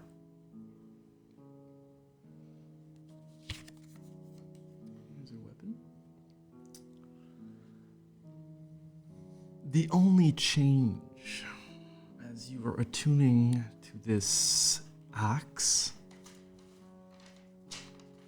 this chained axe, this axe that is attached to this chain of, I think, a few feet, allowing you to kind of pull it back from a thrown position. The only change would be, as you're tuning to it, you feel this purple mist come from the weapon. If it were a mundane weapon, it would have gained a +1, but this was already a +1 weapon. Mm-hmm. However, on the back of the card, I have written the gift of Garan, of Sir Garan, I believe. Something in the likes. Yep. Chains of Garan. The Chains of Garan. Attunement ability, but there's no text. Yes. Once per long rest. When you hit a creature with this weapon's magical property, so when you hit, you can activate this property to force them to make a DC 13 wisdom saving throw. If they fail, they are held by spectral purple chains and are restrained for 1 turn. When this is activated, you can take a number of stress to increase the DC by an equal amount. When your attunement ends to this weapon, you will take 1d4 plus 1 stress, 1d6 plus 1 stress, and this weapon will lose the ability of Chains of Garan. When I use this ability? When you Unattune. to this Okay. weapon, if you choose to do so, you will take stress, and you will never be able to reattune and gain this ability again. I think he's telling me to keep the weapon, guys. Use it a while. It's such a good weapon. I'm glad you have it back.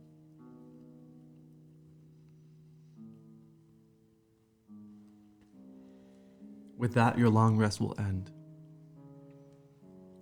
And we'll pass to the 11th of the month of Orel.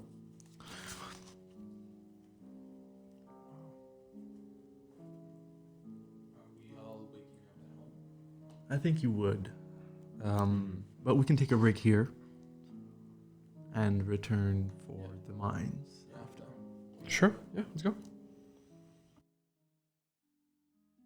So, we are at the 11th of the month of Orel. You just finished your long rest.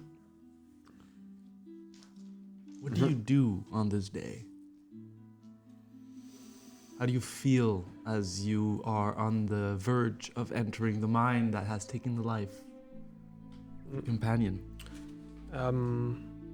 As you two wake up, hot coffee waiting for you downstairs, Pasha, and next to your bed, Marcus. Breakfast at the ready. You can hear the sizzling of fat in the pan. The fire crackling. And Sterling just waiting, looking into the flames, determined and ready to give it all.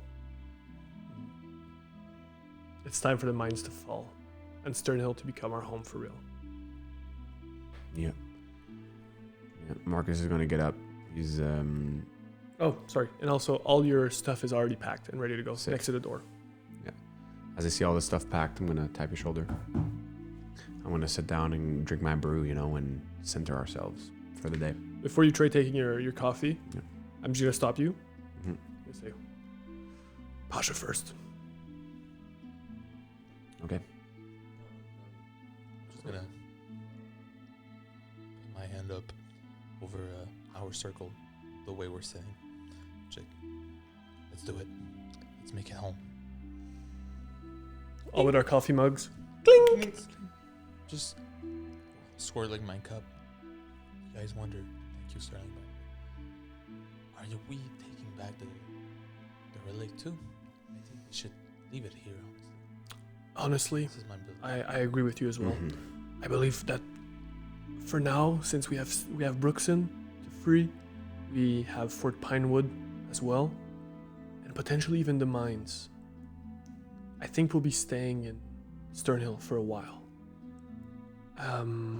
Therefore, I think for as long as we haven't freed the south, the relic should stay here, because it will help us. It will give us a boon in the city. I also believe that the vampires and stuff in Belberg just don't feel like it's good bringing this back. I think actually the relic will help us against the vampire in Belberg.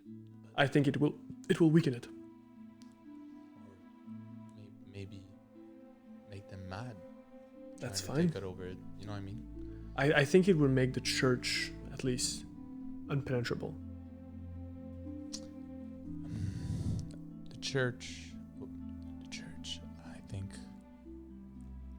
I just think it's. I don't know. I just feel like it's not a good thing to bring back the relic. So I'm happy you're believing the same thing. But of course, at some point, we're gonna need to bring it back. That's for sure. The church is unhappy with us right now. But they do not know that we can bring it back. We just need to keep it on radar. Make a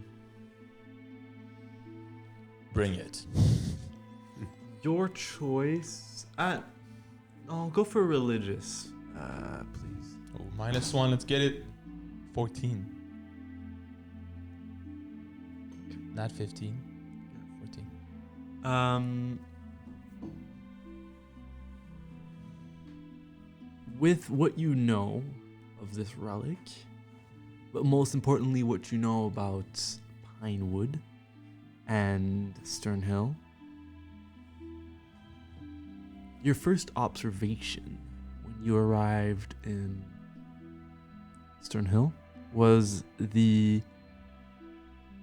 to look at the wooden palisades and see if there were any marks or of claws or any attack on the walls. And I said there was nothing. Which in the winter, as you know, as you are connected to the land of Sarwood and specifically more to the spirits of Pinewood, the winters are hard, and the beast and the creatures that lurk in this forest are more violent and aggressive. But there are no marks, as if something is protecting Sternhill.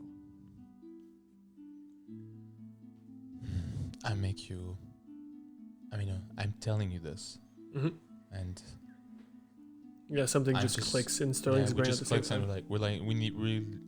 we have to keep this relic until winter's over, and that's Well, the very least we can do. I would even go further than that. Of course, I would say until the south is free it's free. of every single evil that there is, the relic stays here.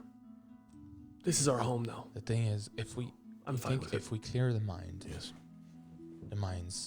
and then afterwards, the Rate Watchers, they learn that the mines are clear. They'll probably venture down there, and do you think maybe they'll pick it up and bring it back? I don't see why they would venture down there. Me neither. But I Just would. a hypothesis. I would just say I would maybe. I'm more frightened of the idea of the church that's here to want to take it back to Belberg. Yeah. That's more. Me too. That's more my the thing. Yeah. Anyways, we don't have time to think about that, but Yeah, we should start going down to the mines right now. maybe walk and talk. Yeah, walk and talk. Walk and talk, boys. Walk and talk. Let's go. Sterling is just gonna put Pasha's back, like help Pasha put on her backpack, Before we go on, I'm like, strap in her belt. All right, good. yeah, thank you. Are your shoes tied? We're fine. All right, Perfect. And what about you, Marcus? You good? Yes. Marcus, you It's time see to- your gun polished as always every morning, Yeah. but you did realize though during our whole long rest it wasn't polished at all. You know, Sterling kind of let himself go, kind of let everything go. But Yeah. now it's polished. Your blades are ready as well. You're back. We're back. I'm gonna Sterling, have you thought about maybe picking up that shield? I think it's too heavy for me. I'm a bit That's weak. unfortunate It's because very unfortunate. it's beautiful. It looks a great great. piece. But we can always keep it and use it in the future. Of course. Okay, let's proceed then. I'll make another pack with a third entity and gain some strength. Hopefully we don't need to make any more packs. Oh, soon. I will. I'm hopeful I will. How many entity? Right now, I've made packs with the Ruinous Tablet. Yeah. I've made packs with the Coachman, I hate that guy. and I love him so much. Very dear to my heart. I think that's it now. Okay. Yeah, I think the only 2 for now. But I'd love to get up to 5, maybe 10. It'd be great. You got This is not a you competition. had good deals. It's not about being a competition. It's about being the best. Yeah. Okay. All right. Okay, let's proceed. Walk and talk. All right. We're still walking and Are talking. we getting in the mine through the barrier or the So church? you're going to Barrier. Okay. We're going to the entrance in the city Yeah. because there's the elevator Yeah. and it's going to be way Yeah. faster. Exactly. That's what I thought about. Can we drop? Because I know the elevator can drop us to the second layer. Is that The it? first. The The first. first, floor? then we need to But walk. can you go lower than that? No. You cannot. We need to walk and then go to the other one, then walk and That go to makes the other sense. one. It's perfect. And from there, oh my god, I forgot. There's still no more bridge to cross. Oh. You remember the chasm? yes. Yeah. Do we need to buy rope? Yeah, I think Let's rope. buy rope. Yeah. I don't want to is use there- any spell to do that. I think Wraith Watchers at the camp What Can happened? you- would just spare some rope for you. Okay, And thank be you. like, no problem. Thank you. Can you equip it? If I have space? Okay. Yeah, sure. You can put it in your adventurers Yeah, pack. sure. Fair enough. The entrance of the coal mine is like a wound in the earth. It is a blackened maw that seems to devour the light and sound that's around it. Heavy wooden beams, slick with moisture and rot, frame the opening. And on the barricade that blocks your path are marks of whatever was inside once, trying to get out. You've laid waste to most things in there, but there's still some to go. I think you'd have to rip off the planks to move forward. All right. Hopefully this doesn't endanger the the. You could go down to the church. I think we should just go and tell the Wraith Watchers to just hammer it back behind us. Okay. We'll break it open once we want to get out. Yeah. Doesn't matter. Or maybe, yeah, that's fine. No, That works it's with just me. close the door behind us.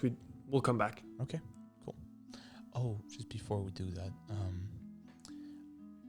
I forgot to do this. I'm just gonna retreat on my own for just let's say 1 hour beforehand, before we go to the coffee, before everything. I'm just picking up my doll, and I'm gonna spend a few moments just like taking like her hair and just pushing it back against her forehead, just so I have a good look on her eyes. And I'm gonna look at her eyes and trying to not blink as much as possible and just stare her deeply for as long as it takes for me to connect with it as much as I can and make it trust me. I think your connection to the doll is quite powerful at this point, and it understands what you want. The porcelain doll's mouth kind of falls open, and the eyeball kind of rolls into her mouth, staring back at you. Ew. That's cool. I mean, if I try to take it, No. she closes her mouth. And the mouth is like, it's kind of like it's in the lid of an eye, but it's in the mouth of the doll, like the open mouth of the doll. Is a lid. It's like if the eye was inside an eye socket, but the eye socket is the mouth of the porcelain doll. That's disgusting. Okay, good. So it's But the eye is moving and It's- kind of just like It's Looks at you. It's embedded. How do you say that? Embedded. embedded. Embedded. Okay, cool. I'm like, perfect. And then we skip forward to the moment we were at right now.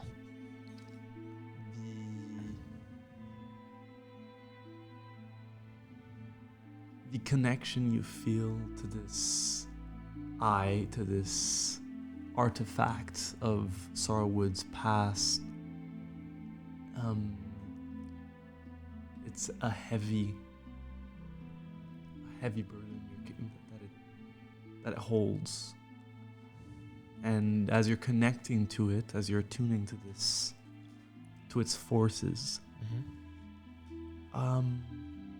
you hear the old voice speak to you, offering a choice. Do you bear the weight of directing another step? Or would you put hand upon the tapestry of the remembrance? Perhaps you would like to bend the world through your invisible hand.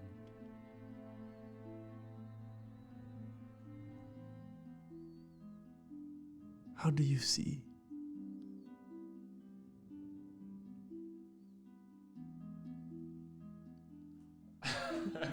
What?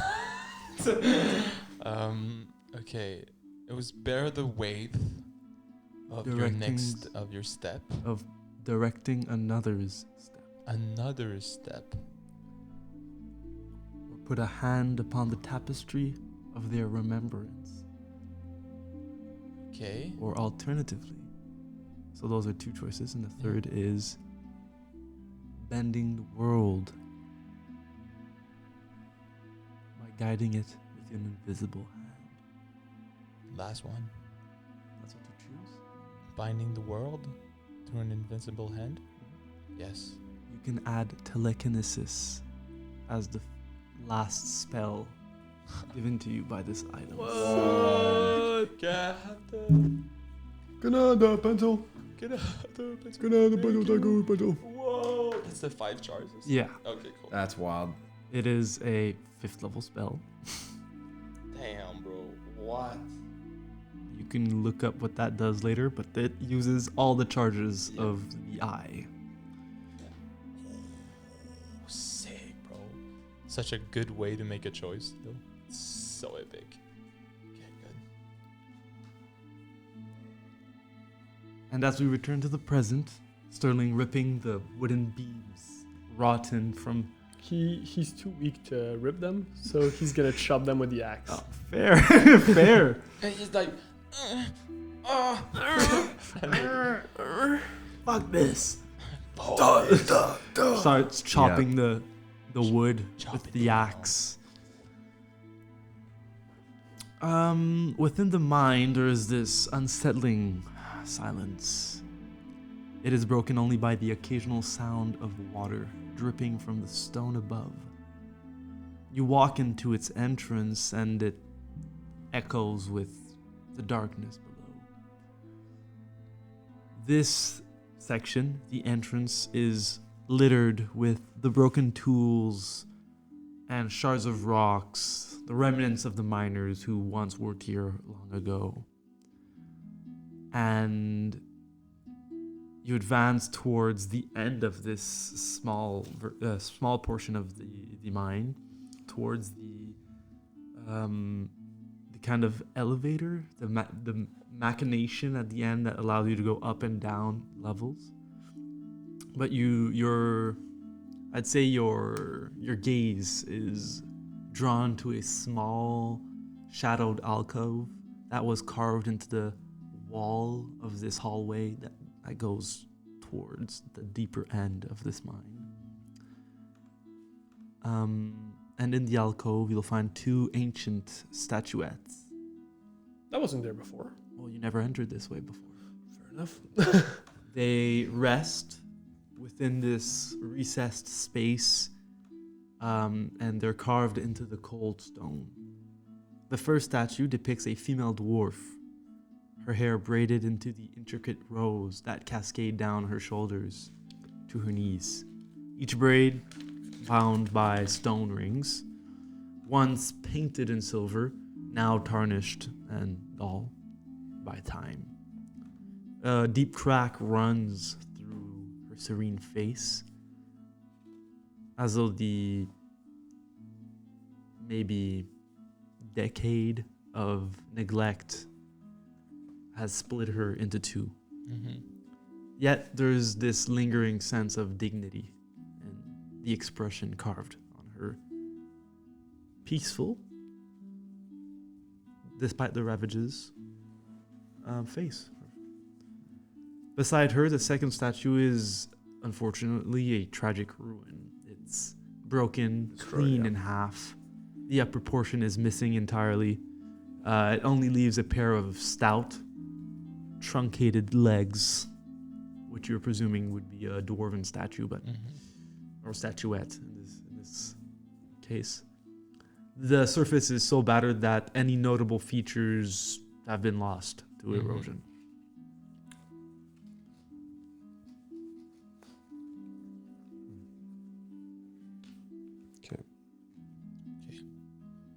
So we proceed. Yeah. So marching forward. My bet is that this is probably I forgot her name, but Dracallan said it yesterday. The Dwarven Baronar, the Dwarven lady, and next to her is probably Muradin. That's what I would guess. That makes sense, yeah. Why not? I don't Okay. know. Which You one? don't need to interact with them to use the elevator, no? Nope, I don't think so. I think there's just here. And just to make sure, the broken one in this case would be Morrowind. Moradin. Morden. Sterling is gonna cut himself Oh, to. so soon? Well, we need light. It's dark down here. So he's gonna imbue his axe with the Rite of Dawn As he does. with a 6. As He does. Sterling is no bitch. He cuts deep. 6 damage, bro. Wow. There you go. What a great way to start this.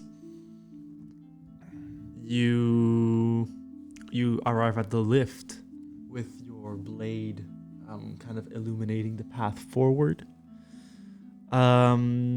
It's a cage that serves as the lift. It is held by the dwarven mechanism, which is sturdily built into the nearby stone of this room, and connected to the cage by suspended chains. Mm-hmm. You enter this cage, pull the lever, and in doing so create the cacophony of iron against iron, and the gears, yes, that activate your descent into this mine, or this tragic place, adding, of course, an intrigue to the stack. Hey, I have the map. Reduces intrigue by 1d4 minus 1. When do we use this? Camp action. As a camp action. That makes sense. All right. You enter the Sternhill Mines. The first level is calm. You hear nothing. Last time you came, you heard the haunting echoes of miners actually Right. The working ends the stone. Yeah, the ends on the wall. But- it's completely silent today. Well, Okay. we'll make our way to the next elevator. We know the way. You know the way. This place is as creepy as I remember. It's horrible. You still feel the soothing energy emanate relic. from the relic that you've left here. Relic is at the first floor. Second. It's on this floor. It's on this floor? Yeah, it's first floor. You left it Okay, in yeah. the Nexum Arcanus. And as you're going through the hallway that leads you deeper towards the lift that leads deeper in this mine, you do feel the reverberating energies of this holy artifact kind of holding this place together and making the work that you have done to cleanse this place stay. Over table. There was Benjamin. Did we stop it? Like we stopped the curse. Yes, That was- you dealt with. We already did that. We did with that for his father. So there's only the sheriff. That's at the bottom floor. Okay, cool. Perfect. You go deeper. You find your way with ease, without creating any intrigue, because it is a cleared level. And once again, you use this machination.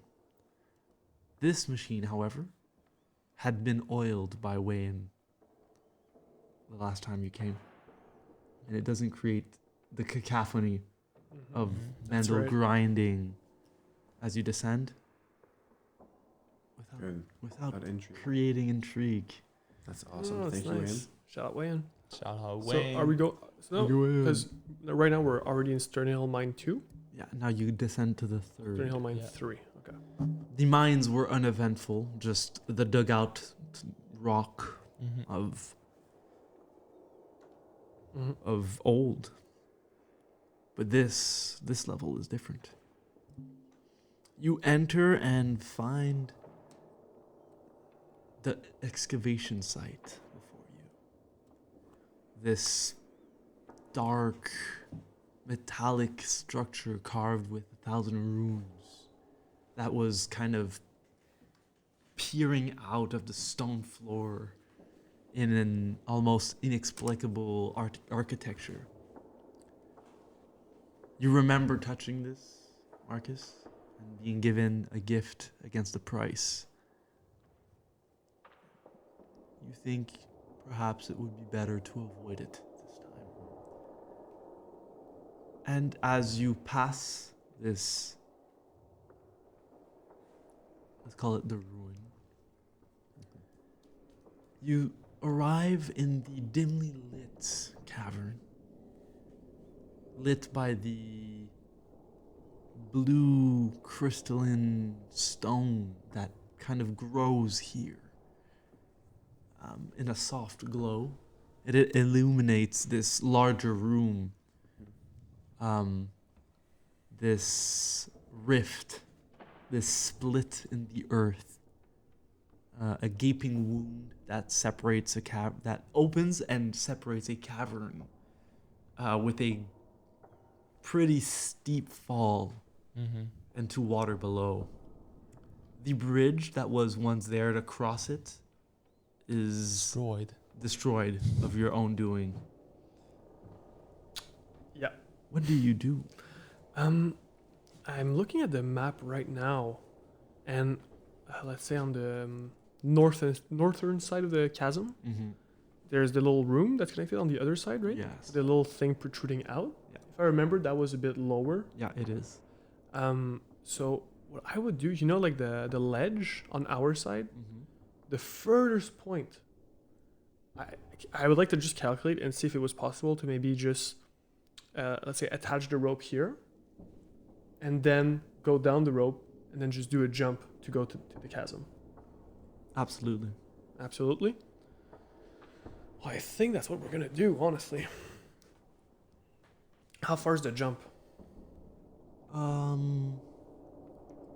From there, it looks like 10, 15 feet, somewhere between 10 and 15 feet. Okay. Because what I could do,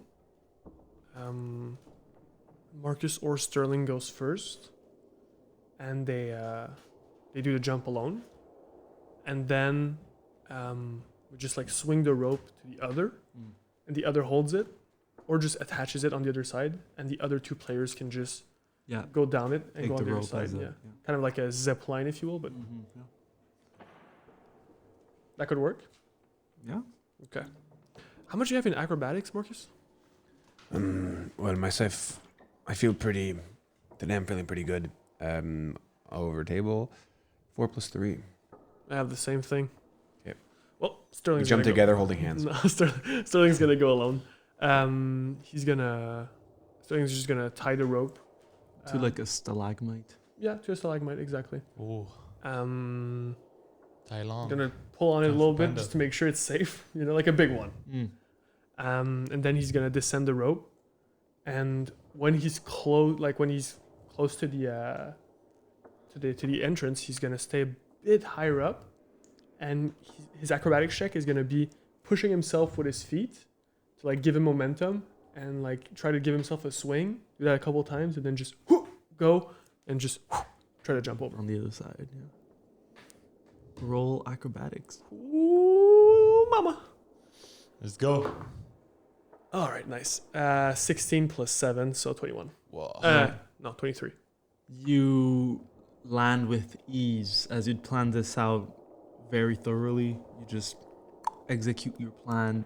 Feet land on this little ledge that leads into this small, maybe 3 foot wide tunnel where you're gonna have to crawl through. That brings into this smaller cavern section that you've explored in the past. I guess you tie the rope to another stalagmite on the other side, allowing for Pasha and Marcus to make the acrobatics check with advantage. I'm gonna cast guidance over myself Good idea. because I don't feel that confident. Could I? Yeah. That is good, wonderful. That is A what? 18. 18. Easy. You cross that like you... Perfect. Doing doesn't say anything to that. You're absolutely right. Just saying. I just backflip into it, bro. Alright. Okay, shit, we're over farming. Yeah, Marcus is definitely he's gonna see you do the rope. he's pretty precautious right now with the fact that we have to go underwater and everything, and we're in an area that's not very like there's no there's a ceiling above us, so the idea of flipping is kind of stressing him out. So he's just gonna follow exactly what Sterling. Because like right now the the entrance is lower. Yeah. Right. So Sterling puts the rope kind of like in a zip line, if you will. So you can just like go down it with your like hold yourself to it and just go slowly down it. And you don't need to do like anything crazy because he helped you out a lot by just like putting it right there. Okay. Yeah. What Marcus is going to do with that actually form of information that I found very, very cool is he's going to he's gonna like go. He's gonna slide in. He's gonna grab his musket. He's gonna use his musket like a sort of zip line thing. And right when he becomes at a certain point that he has to get up because else he's just gonna hit the wall. He's gonna start going left to right, swinging. Then when he gains enough momentum, swinging just enough to slide on the second floor, and then he's just gonna get back up and turn around and wait for Pasha. When you enter the room, Sterling is just gonna like see you slide. Gonna wait for you to like stop sliding and just give you a hand. Yeah. That was fucking awesome. Thank you. So we are. We have to have a little. We have to have a little bit of fun when we can, you know. Exactly. But You Sterling, got this, Pasha. when Marcus has crossed, Sterling's gonna crawl his way back, and he's gonna just like try to lock his legs because it's pretty small, right? The entrance, like lock his legs inside of the entrance and just like put a hand out for ever if Pasha just falls. Try to help her out if ever she falls. So we're ready to action. Yeah, exactly. Pasha's gonna take her stonified arm and use it The same thing. Nice. a piece of kind of like a piece of wood just to go along the rope so it doesn't burn her skin, and she's gonna go slowly down. But I mean, not slowly, as slowly as she can in this situation. As she rolls a 21. She's gonna reach. Nice. She's gonna zip line with her stone hand. I like that. That's good. good. Gonna use it. And all of you arrive in this small cavern that is lit by a single growing blue crystal in the middle of it. Very cool. Don't touch the crystals; they stress us out. Everything stresses us out. Yeah, I know. Yep. All right. Well, we'll make our way forward, and we're not gonna lollygag at all. We're just gonna go straight to where we need to go. Yeah. So, It's straight, right? It's basically straight. Yeah. Yeah. We're just gonna walk.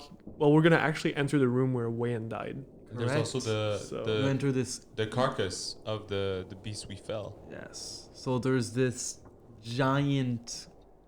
I'd say it's Amalgamation. almost like 70 by 30 foot chamber. It's a very large chamber. It's held up by 3 pillars of this blue crystal glowing. Mostly the floor is flooded with about a foot of water, as this chamber is lower than the rest of the cavern that you were coming from.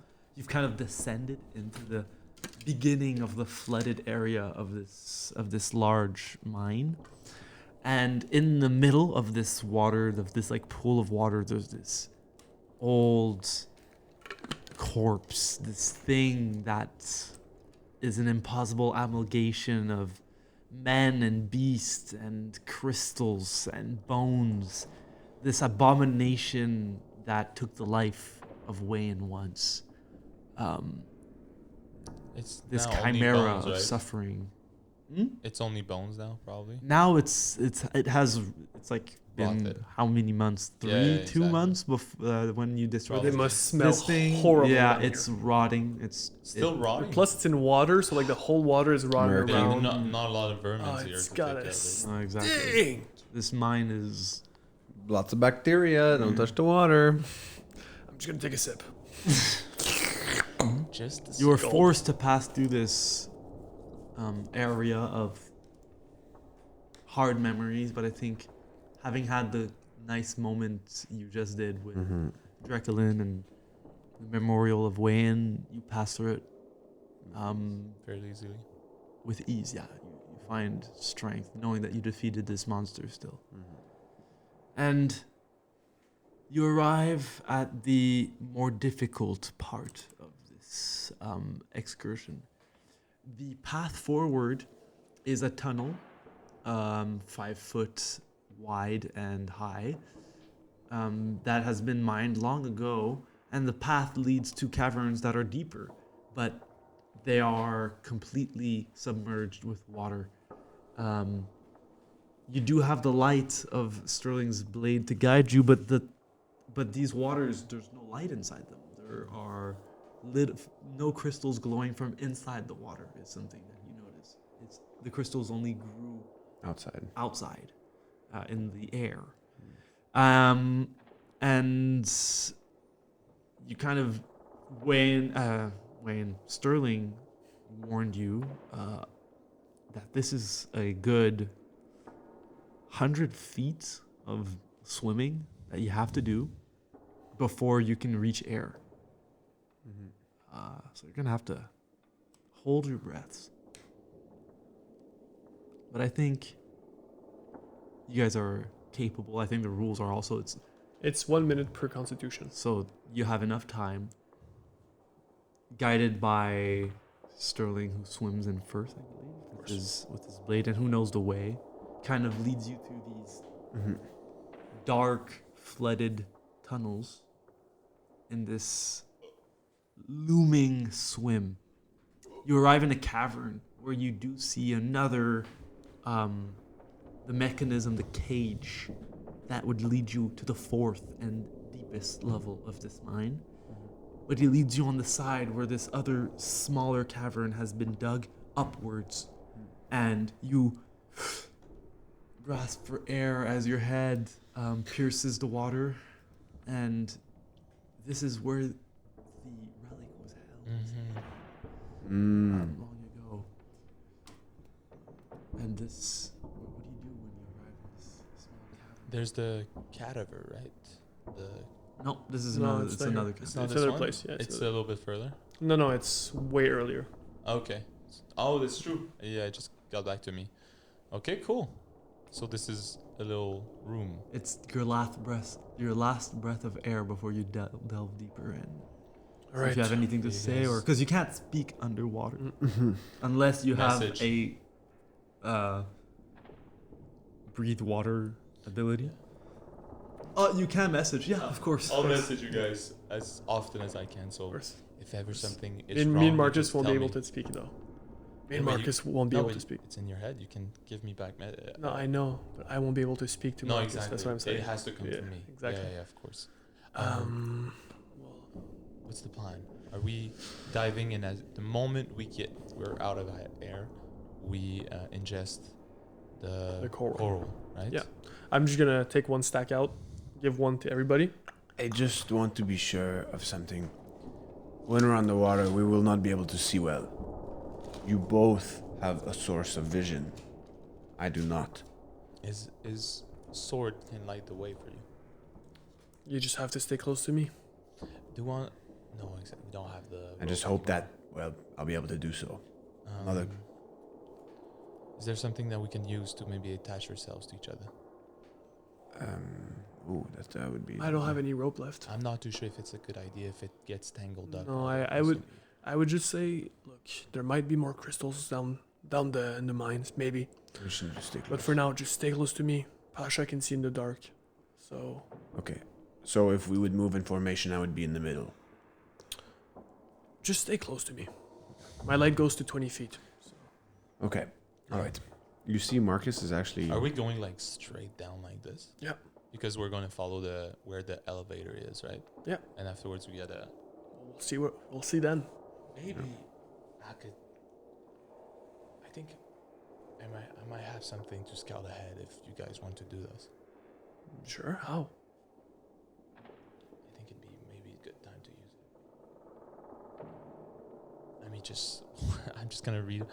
I think I could use this thing I just learned. Let me see. I'm just gonna see real quick. If you have it and you don't use it, well, I have it, right? Yeah, there. Mhm. Yes, sir. So, okay.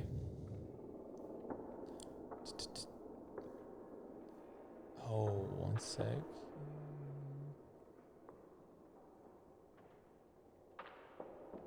Okay, no, never mind. The spell is called Arcane Eye. It's a really good spell, but it's only 30 feet away from me. Okay. So I don't think it's gonna be Maybe that later. useful right now. Okay. Good? Yeah. So let's use it another time. What are your constitution modifiers? +2. You're better than you were. +2, baby. I'm +4. Thank So goodness. that gives you 2 minutes. You could wait a little longer if you wanted. I'm gonna wait a little longer. Yeah. So So we you got 2 minutes of Yeah. swimming, And then- basically, before you eat the have to maximize. pelagic coral. Yeah. All right. Marcus actually, you see that as he's trying to get ready to get into the water, like that to go deeper. He seems a little uneasy. He's actually gonna get ready to bite it as soon as we start going in, instead of saving the 2 minutes. I can actually use the eye. It's just every action I can make it go further away from me. Would you like me to do this, or you want us to go and I keep it? I would use it on? later. Okay. Yeah, but hold on.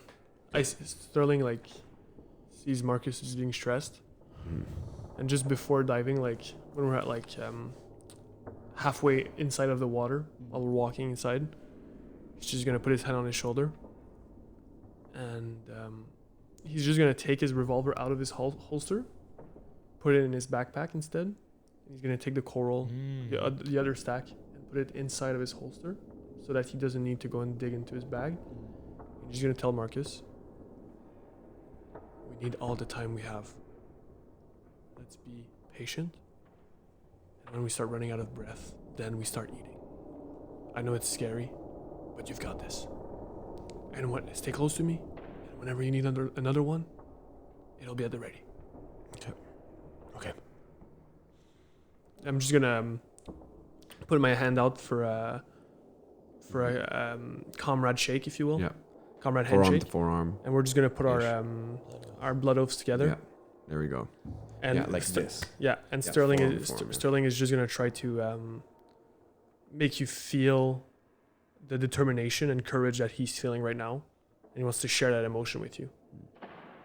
Yeah, Marcus will choose to accept, and yeah. All right. Yep. You good, Pasha? I feel okay. Let's go. Good. Dawnbringers on 3. And we're gonna dive. And you dive under the water. Kind of an interesting scene as you swim with your blade out, kind of lighting the tunnel around you. I don't know if you've seen the I'm letting my hand bring me down. the weight of it. I'm just That's like cool, yeah. Oh, Going that's actually upwards so would be good. And it's kind of like in the Atlantis movie when they're like underwater and you see just like this light follows you. Can we use the chain Absolutely. of the elevator? You to can just use the follow chain. it along. To easily just go down. And you're gonna go down for a minute before you reach Wow, the lower that's levels. really deep. Maybe a little less than a minute, but still it takes most of a whole minute to get down. Because remember, you have half movement speed when you swim. Right now, Oh, we're slow. going Super slow. inside of the darkness, Sterling weirdly feels At home? at home. He actually feels really good right now, and he's positive. So he's just gonna keep looking at Marcus and like doing thumbs up, and trying to like Yeah. awkwardly. It's like the scuba diving accident, Yeah. like Yeah. in the movies, and they're like, and Yeah. then there's Jaws coming back. And he's like, Yeah, literally. The thought of what you're entering crosses your minds in the notes, in the whole investigation of the history of Sternhill, in these memories shared with you, these journals that you found. The ruins were mentioned often. The ruins found deep in the mine. This is where you're going. You're going to see these ruins. fuck yeah. And when the minute passes and you arrive finally at the end of this long tunnel, at the end of the chain, the ruins before you are nothing like you imagined. This is a vast chamber, like most of the chambers where the cages, the mine shafts kind of going up and down are set up. The cage is at the bottom, submerged, and it's the only thing in this room, except you're expecting to find something, kind of a building. But there's no ancient building here, forgotten within the soil. There's only the excavation of a dark metallic surface. Its texture is like burnished iron, smooth and black, yet strangely reflective. The same as the thing that peered out of the at the entrance of the third level that I mentioned earlier. And as this tablet that you carry, except its surface extends the entirety of the cavern's floor and beyond in the tunnels that are excavated. In a perfect flat surface. The dark steel seems to have been carved with precision, depicting thousands of intricate symbols everywhere on it. Whoa. As though the ground were a page of an immense arcane script. As you swim, you notice that the metal beneath you doesn't remain still. The runes embedded in the rock in this metal form and reform, shifting across the floor, changing their forms from one symbol to another, as if the very metal itself flows with this ancient arcana. The metal doesn't behave like normal solid matter. Instead, it ripples and warps at your passage, as if responding, as if the ground itself is alive, breathing beneath you. That's crazy. Yeah. Fuck, I forgot to cast comprehend languages. Ah, shit. I mean, maybe it's gonna make you crazy. As we go and we enter, Remember two things. You have 1 minute Yeah. of air still, yes, So we you're need right. to and find you a hair can't bubble. speak. Yeah. So it opens up, right? Yeah, you Is- are in this it- cavern now. I look at the ceiling, and I have dark vision, so I can kind of see like a little bit further than 30. I see 60 feet.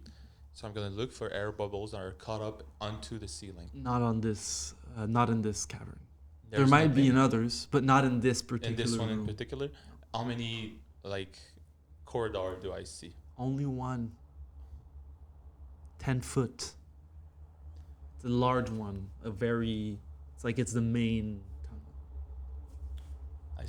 Sterling I is gonna, message you guys. I'm like, there's only one corridor. Speak louder, bro. They're not hearing you. in There's the mic. only one corridor. My bad. That's okay. Sterling is just gonna look at you, look at Marcus, and he's just gonna let himself fall to the floor. And take out the tablet.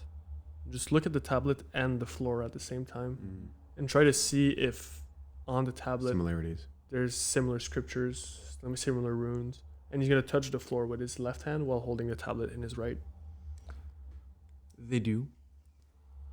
And through you, when you kind of put your hand on the floor and holding the tablet with the other, it's as if it kind of reanimates the tablet a little.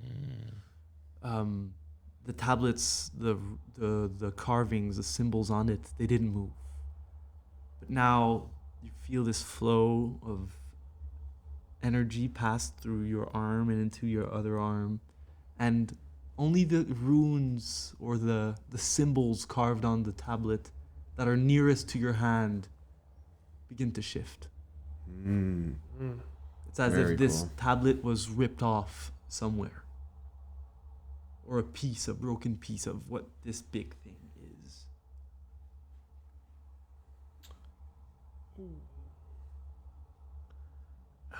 I'd like to investigate to see if I can find maybe a chip where the tablet would have been notched from. Yeah, absolutely. Roll an investigation. That's 14 plus, I think I have plus 7. So Yeah, I have +7. there is no signs of this metallic floor surface, whatever you call it, to be broken anywhere in your sight. Maybe further in, but not here. So I'm just gonna make a sign to the other ones and just to keep going. Let's go. It won't take long before you reach a separation in the path. One goes forward, continuing in the straight line that you're already going into. The other goes right. The tunnel gives you two choices. We go right. It's We can't speak. Like, Sterling just goes, Yeah. points to the right. Either right or left. Is that it? No, Right or forward? Or right. Or right.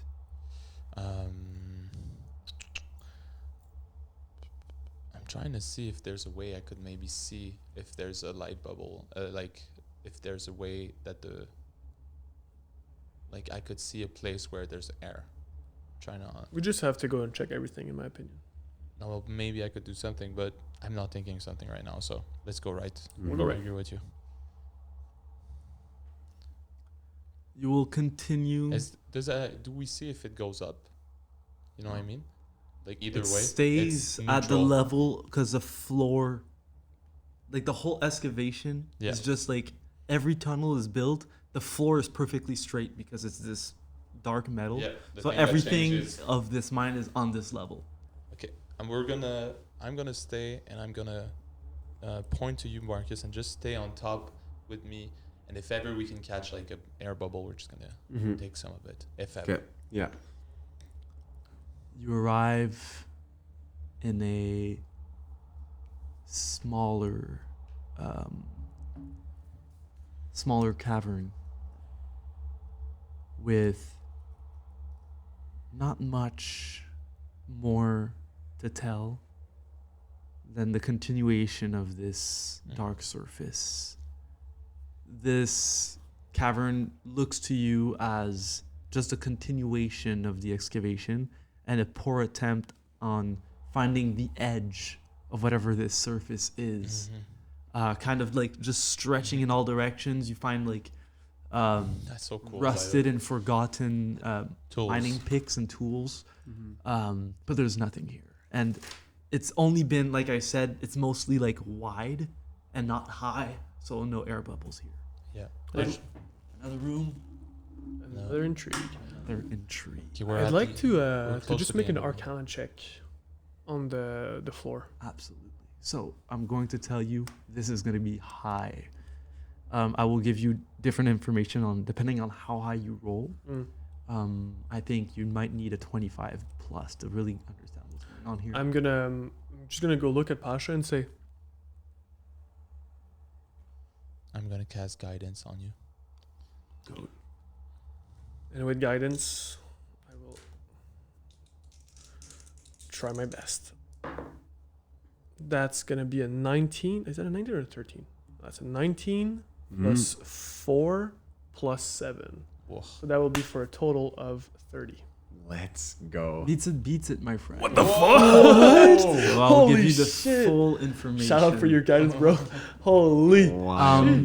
Through the connection you kind of made with the tablets and the floor earlier, you find this deeper understanding of what's going on. And also your observation, your keen observation and your knowledge of Arcana kind of gives you a hint into what is going on here. First of all, the runes are part of a much larger arcane construct, a structure. There's a structure to this, even though it's changing. It's a large, something very difficult to make. The floor is made of a shifting, almost liquid metal. It's solid and liquid at once. It's difficult to discern. This is a metal that does not belong to this realm or this plane. It is from somewhere else. It isn't from Thalendor or the material plane. It's from beyond. Perhaps comparable to adamantine. That is a otherworldly metal. And it's all across the floor. This is also an otherworldly metal all across the floor, yes.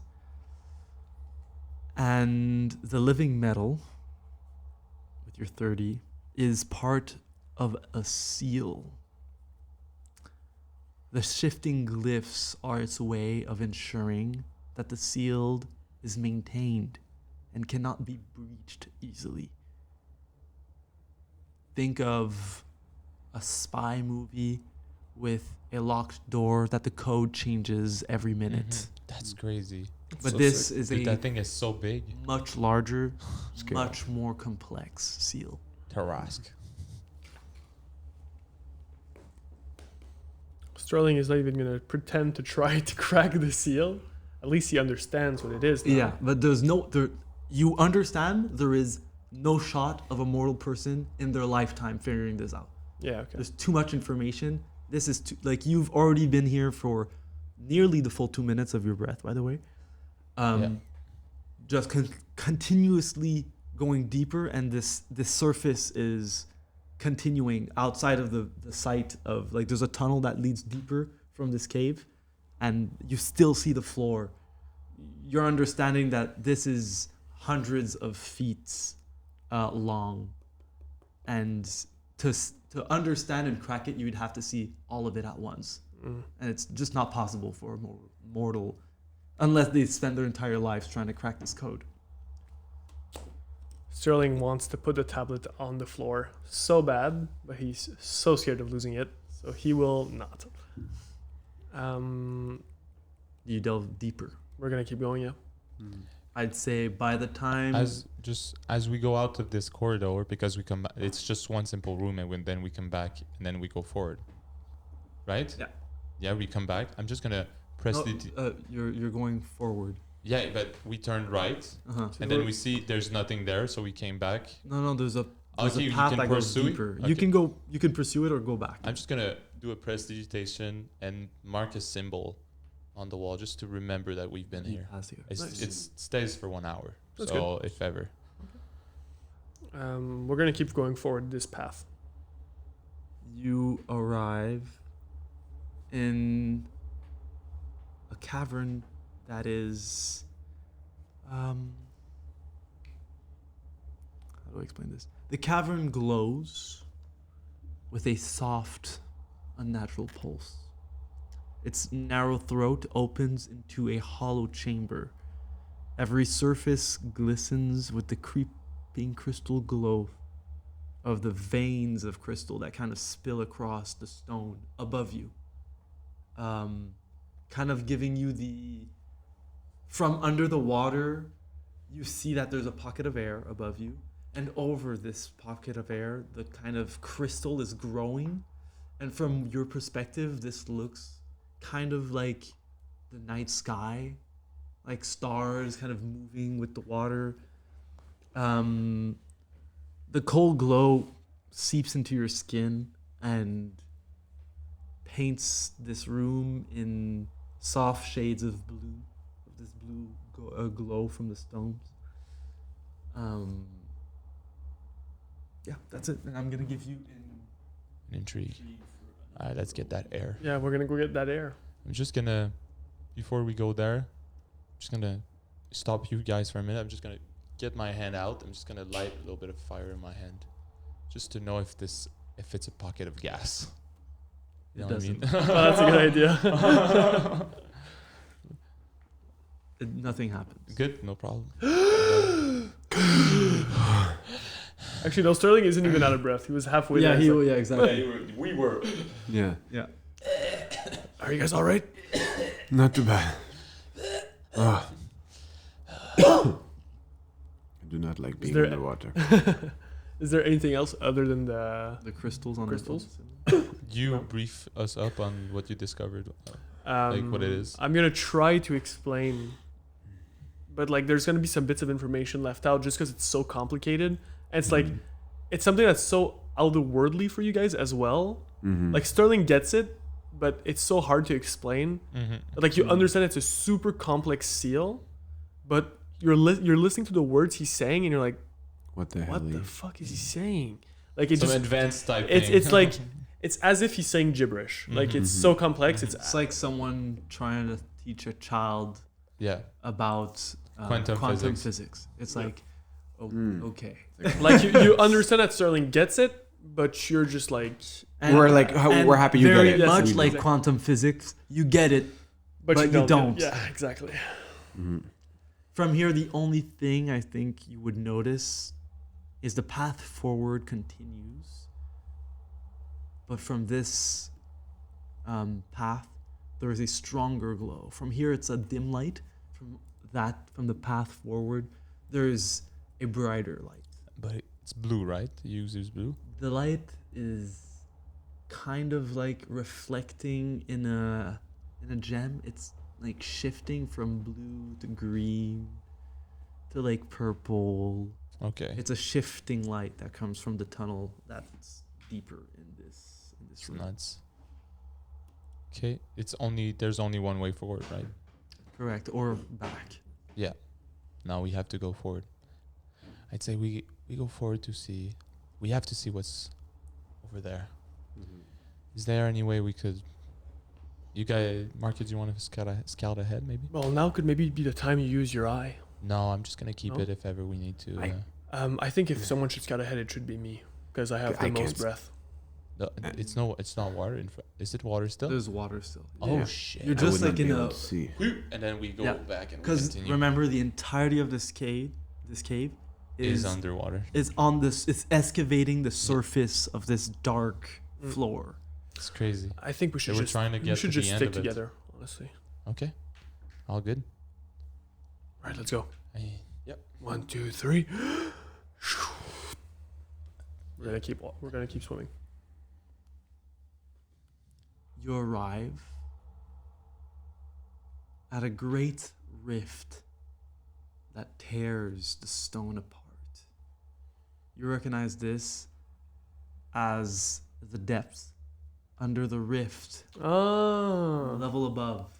the chasm where there was the bridge and stuff. This is where we are. Okay. But the rift is not only in stone, it is also in the floor, in the dark, Yeah. Material. dark material, this dark metal with the runes. It is ripped in the size of this rift. Tearing it apart, and from within there is this arcane glow. Through it, there's this miasma of prismatic glow, these shifting colors of the rainbows, mixing and shifting, flowing into the water upward. Kind of looks like you're walking into a how do you call those night lights in the sky, like the The Milky Way. Aurora. Yeah, Okay. it looks like Ooh. you're walking into an aurora that's kind of pouring out from this rift. That can't be good for your health. And it's flowing in the water with this chaotic, multicolored energy, kind of. I don't know if we should go forward. I'll be honest. Do we see on the other side since it's lit up? Yes, it's like this tunnel, basically, was ripped apart by the rift. Mm-hmm. But there's the tunnel continues. But this great 10-foot rift of just like pure prismatic light kind of gushes upwards. That seems dangerous. You guys want to come back? We're that far deep. I'd say we go forward. Want to go forward? Yeah. Oh shit! Sterling's gonna go first. As you swim, because you must, over this prismatic glow, please make a strength saving. Strength. Oh god. The worst one. We all do it, right? No, just him, I think. that's gonna be- unless you guys follow. Yeah. For now, I mean, I'm it's I'm in alone. front. That's gonna be a 14 minus 2, so 12. So let's see what happens before we move forward. You feel this pull on you. Oh my god. You feel yourself being pulled down into this rift of light. Oh. Roll a d10 for me. A D10. All right. Sure. Of course. It's gonna be a 6. What you do notice, for those of you who didn't join, is that he's not being pulled at all. But it's as if you see in this reflection. You know, sometimes when you look at, like, let's say a crystal, you look at someone through a crystal, you kind of see his reflection in, like, different facets of this crystal. It's like you see a separation in Sterling, and there's a second facet of him that's sinking, but his physical self is still swimming forward. And you're going to, you said 6? Yeah. You're going to take 18 fire damage. Pardon my As French! you feel your whole body begin to, like, burn as if you were actually in a fire, but you still feel the water on your skin. It's completely mind-boggling. You don't understand what's going on to you. Does he feel still like he's being pulled? Or Yes, he feels like he's being pulled, but he's actually still swimming forward. okay, I'm just gonna. Is it back to my turn now? as we Does he yank and he's not even like a part of him is? Well, I'm going to react Okay, now. Let's go. My reaction will be to... I'm just going to turn around like with my eyes like wide open. Like Sterling is scared. And he's just going to take his axe and just throw it towards the other guy so they can try to grab it and pull him back. Yeah. Wait, Roll an attack roll, but with disadvantage because you're underwater. I'm going to cut myself to give myself advantage. All right. Absolutely. 6 again! Good lord! 12 damage and 2. That's a lot of damage. And make your attack roll. Yeah. Yeah, I will. 4. All right, come on. That's going to be a 17 plus a 9. All right. So you're going to throw it, and Marcus is going to be right there, like, catch it with ease. Yeah. I think if the both of you pull on it, since it's in We pull water, you it's back, not really you come heavy. back. You don't really have to roll. Yeah. You pull him back. Okay. Oh god. So he's like just holding onto the rope and like going as fast as he can to get the fuck out. Good lord. Let's get back. I'm not leading you guys anymore. Fuck this. I'm joking. So we can't. 18. We can't go that way. We can't go that way. No, we can't. Oh my. I'd say you return to the cavern, which is right next to this, and the pocket of air where you can speak. What happened? It burned me. It was I'm looking at his skin. I'm trying to. it was as if I was on fire. I'm looking at your vessel, and I'm looking to see is there like damage. It looks like he's been burned. Whoa! Actually, We just can't go there. Can I pick off? You're the alchemist, by the way, but I'm like try to pick off like what's the ingredient in that burn? You know, like is it what I mean? Sulfur? Like what is it? You know, is it boil? I think it's magical. just magical. My guess would be magical because Can I? I guess I'm gonna smell my skin and try to do. Can I do an Arcana check? Well, I mean, I would do an Arcana check. okay, good. You'll do it. But if you want to help me out, I would gladly take it. Yeah, of course. I'm looking at your skin. Yeah, that's fine. I rolled 2 6s, so for a total of 13. Yeah, you think it's magical. It's magical. Okay. Okay, cool. You're like, that's pretty much the Is that grasp that you natural have. phenomenon? I don't know. I don't think so. It's, Those lights it's being crazy. pulled. But does it go deeper? Right? I honestly didn't take the time to look. I was. From what you saw, is just like this light inside. That's so crazy. What do you guys want to do? You want to? Well, we'll just go. No, we're gonna go back and then take the other way, the other path. Okay. Good. I mean, we can like. I'll take the map that we have and just write this place down and be like, Yeah. this place is kind of interesting. It's gonna take your whole 2 minutes to arrive at the crossing point and go a little bit forward, at which point you're going to have to consume a pelagic coral to continue. I So won't, now- but they will. Yeah, exactly. Now we're at the We're back at, Yeah. at the crossroads, Yeah, and now a we're little going bit further. We're going because forward. we turn forward. We turn right to go forward. Yep. Okay. You arrive at this large room, this large excavation site. There is no pocket of hair here. There is a hum, low and rhythmic. There's a deep vibration that rattles your bones more than your ears.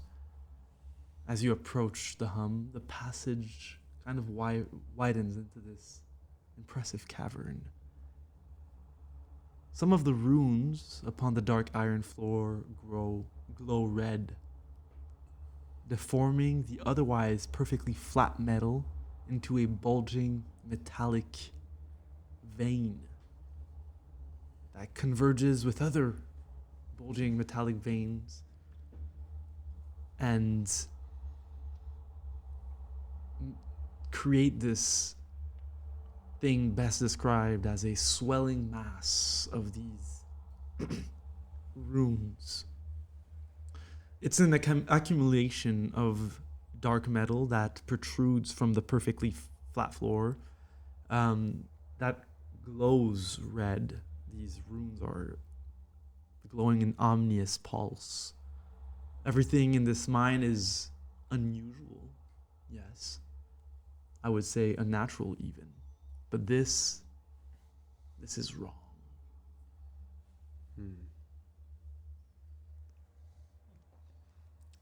Does it feel wrong as in a sense of it's evil, or wrong as in a sense it's not supposed to be here? Both. Both. God. Okay. So that's the only thing that's in the room. Yeah, it's like this mass, this veiny mass of this dark metal with red glowing runes on it that is kind of like converging on a point. Is the point that it's converging to the missing piece? That's the ruinous plate. You'd have to get closer and look. I'm gonna get closer and look for sure, of course. How do you inspect this? Investigate. I would do an Arcana. This feels more magical than just purely investigating it. So cool. But I'm gonna take out the tablet again and just like look at the tablet and look at the red scripture. Your thoughts, without even having to roll, is that this tablet is most likely a product of the rip that you just passed through earlier. Oh. So it's Yeah, split it's up kind of in like 1,000 split. pieces. Yeah, and yeah, that's one of the pieces. correct. Okay. And we don't want that. This is different. It's different. If this is keeping something Sterling sealed, really wants to touch this. I mean, He really wants to touch it. I'm not the one Looking to at stop you, bro. looking at Sterling, how is Sterling looking? Beat up? Well, he's burnt. The water helps cool down the heat though. Oh, it has to be cold right here, man. It has to be so cold. And you see just like there's his axe, but he kind of like puts it on his holster while he's holding the tablet, and he just has a hand reaching out, but not touching the red mass. But he's just like mesmerized, and you see more of the red glow of the runes on his face. And slowly, while clutching the tablet, he's just gonna reach out and try to see if, with his fingers close, anything happened. And if nothing happens, he's gonna touch it. Nothing happens. So you're going to touch it. Exactly so. As your palms press into the warm stone, you feel the depths of your being crack open. Your mind flows from you into the runic mass. Yet there's a reverse current that flows back into you with a new force, another consciousness. You see your life flash before your eyes, Your brain aches with the effort of trying to keep up with the intelligence as it shifts through your every memory until it stops upon a bad, even terrible memory. I will ask you to roll a d20, purely d20, for you are touched by the ruins. That's a natural 20. No way! No way! Very nice. That's very nice. I love you, pink dice! I love you, pink dice! The intelligence. Holy shit. Holy shit. The intelligence connects to the strands of fate that binds you and observes through your every potential future. You see destruction, you see pain, but you also see salvation. You get one inspiration. Holy shit. Meanwhile, the hum swells from his touch, rippling through the water, vibrating as though the world itself screams through your bones. Dude, that has to be so Both of scary, you man. must make a wisdom saving throw. Understandable. Yo, I- Oh, that I is get a 17, baby girl. 1738. Alright, let's Hey, get it. I'm like, hey, what's up below? You got memories, but some of them are good. Hey, some of them are good. It's all good. Okay. 11 plus 3. Yeah, 14. you Fell. both fail Yo. as the DC is 18. Brother. Both of your eyes. Oh, Hey, man. 1 second. I'm gonna use my feature. Dark One's Blessing. I can do it. After knowing, Yes. Actually, I don't know if I can. So let me That's raid. abysmal. I'm not. I don't want. If Oh, I have my to God. get it, I have to get it. Is it a D&D thing or not? yeah. It is? Yes, can do so after seeing your roll. But not after the effect occurs. I get it. All good. Both your eyes go back. Oh. The cavern dissolves before you, and the hum becomes a dirge. Sterling, back to you. That's so cool though. We're like this in the water. Yeah, there's just the air coming out of your mouth. You know those Lovecraftian movie like, when they're in the water. Sterling, a rush of power floods your veins.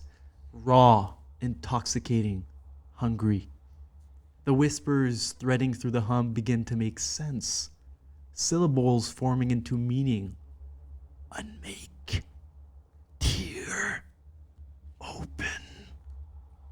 For the first time, you understand the patterns and the runes beneath all this madness. This seal is an infinitely complex, constantly changing seal, holding something far more complex, far more dangerous. But this mass of crimson runes, this accumulation of pulsing red glyphs, this is a tumor. It's a virus, slowly and silently unmaking this seal. This level of understanding, the capacity to read and comprehend the ever-shifting runes, is far beyond what is possible normally. But you're able to because of your connection, because of your touch, because of the consciousness that pours into you. With such an understanding of this arcana, this magic, you see that it can be undone, though your connection to it comes at a cost. The roll you just made, though extremely lucky, and also, might I mention, the only good roll possible, No way. Of course. will have to be done.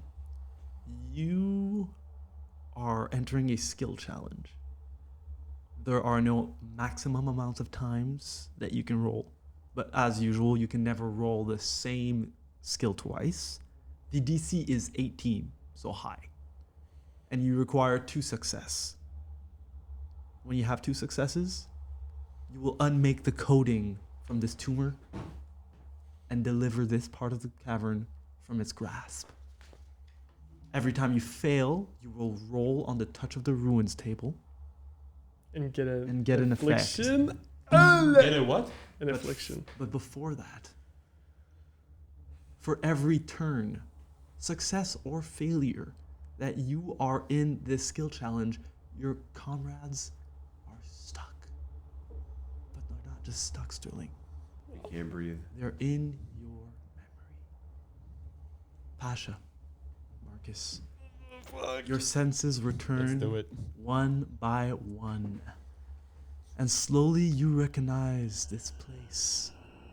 Westriad Keep. You've returned home. The corridors feel narrower than you remember. My bad. The corridors feel smaller than you remember. The stone colder. You walk them as a stranger now. Those witchblade steel at your hip. But the air still tastes like old fear. You hear voices behind you. Silas cracks a joke. Torin responds with an easy laughter. Eldrick offers a soft prayer as you pass through the remembrance hall of your old home. These people don't just follow you. They surround you. Your first true companions, your family, never looked at you like they do. For the first time in your life, you feel seen. Towards the end of this hall, you hear another voice. Your father's voice. No. Your brother's voice. They've grown similar. But you recognize him. He says, Sterling, welcome. Father sends his regards. And as we begin this memory, and he begins this challenge, we're going to end this session. Oh, baby girl! Wow. What's Holy your name? And we are underwater, unable to breathe, and in Sterling's brainium. He's just gone mega mind. Wow. Sick. Well, thank you very much for watching, guys. Yes, We'll thank see you you next for session. listening. We're going to hop Thank into you. Sterling's past Yes, and sir. into the depths of this mine at the next Stay session. tuned. Follow, like, subscribe, even though only our friends are listening to this. Please Thank you, share friends. this with your other friends that like nerdy shit. Thank you. Thank you so much. Let's get it. Peace out.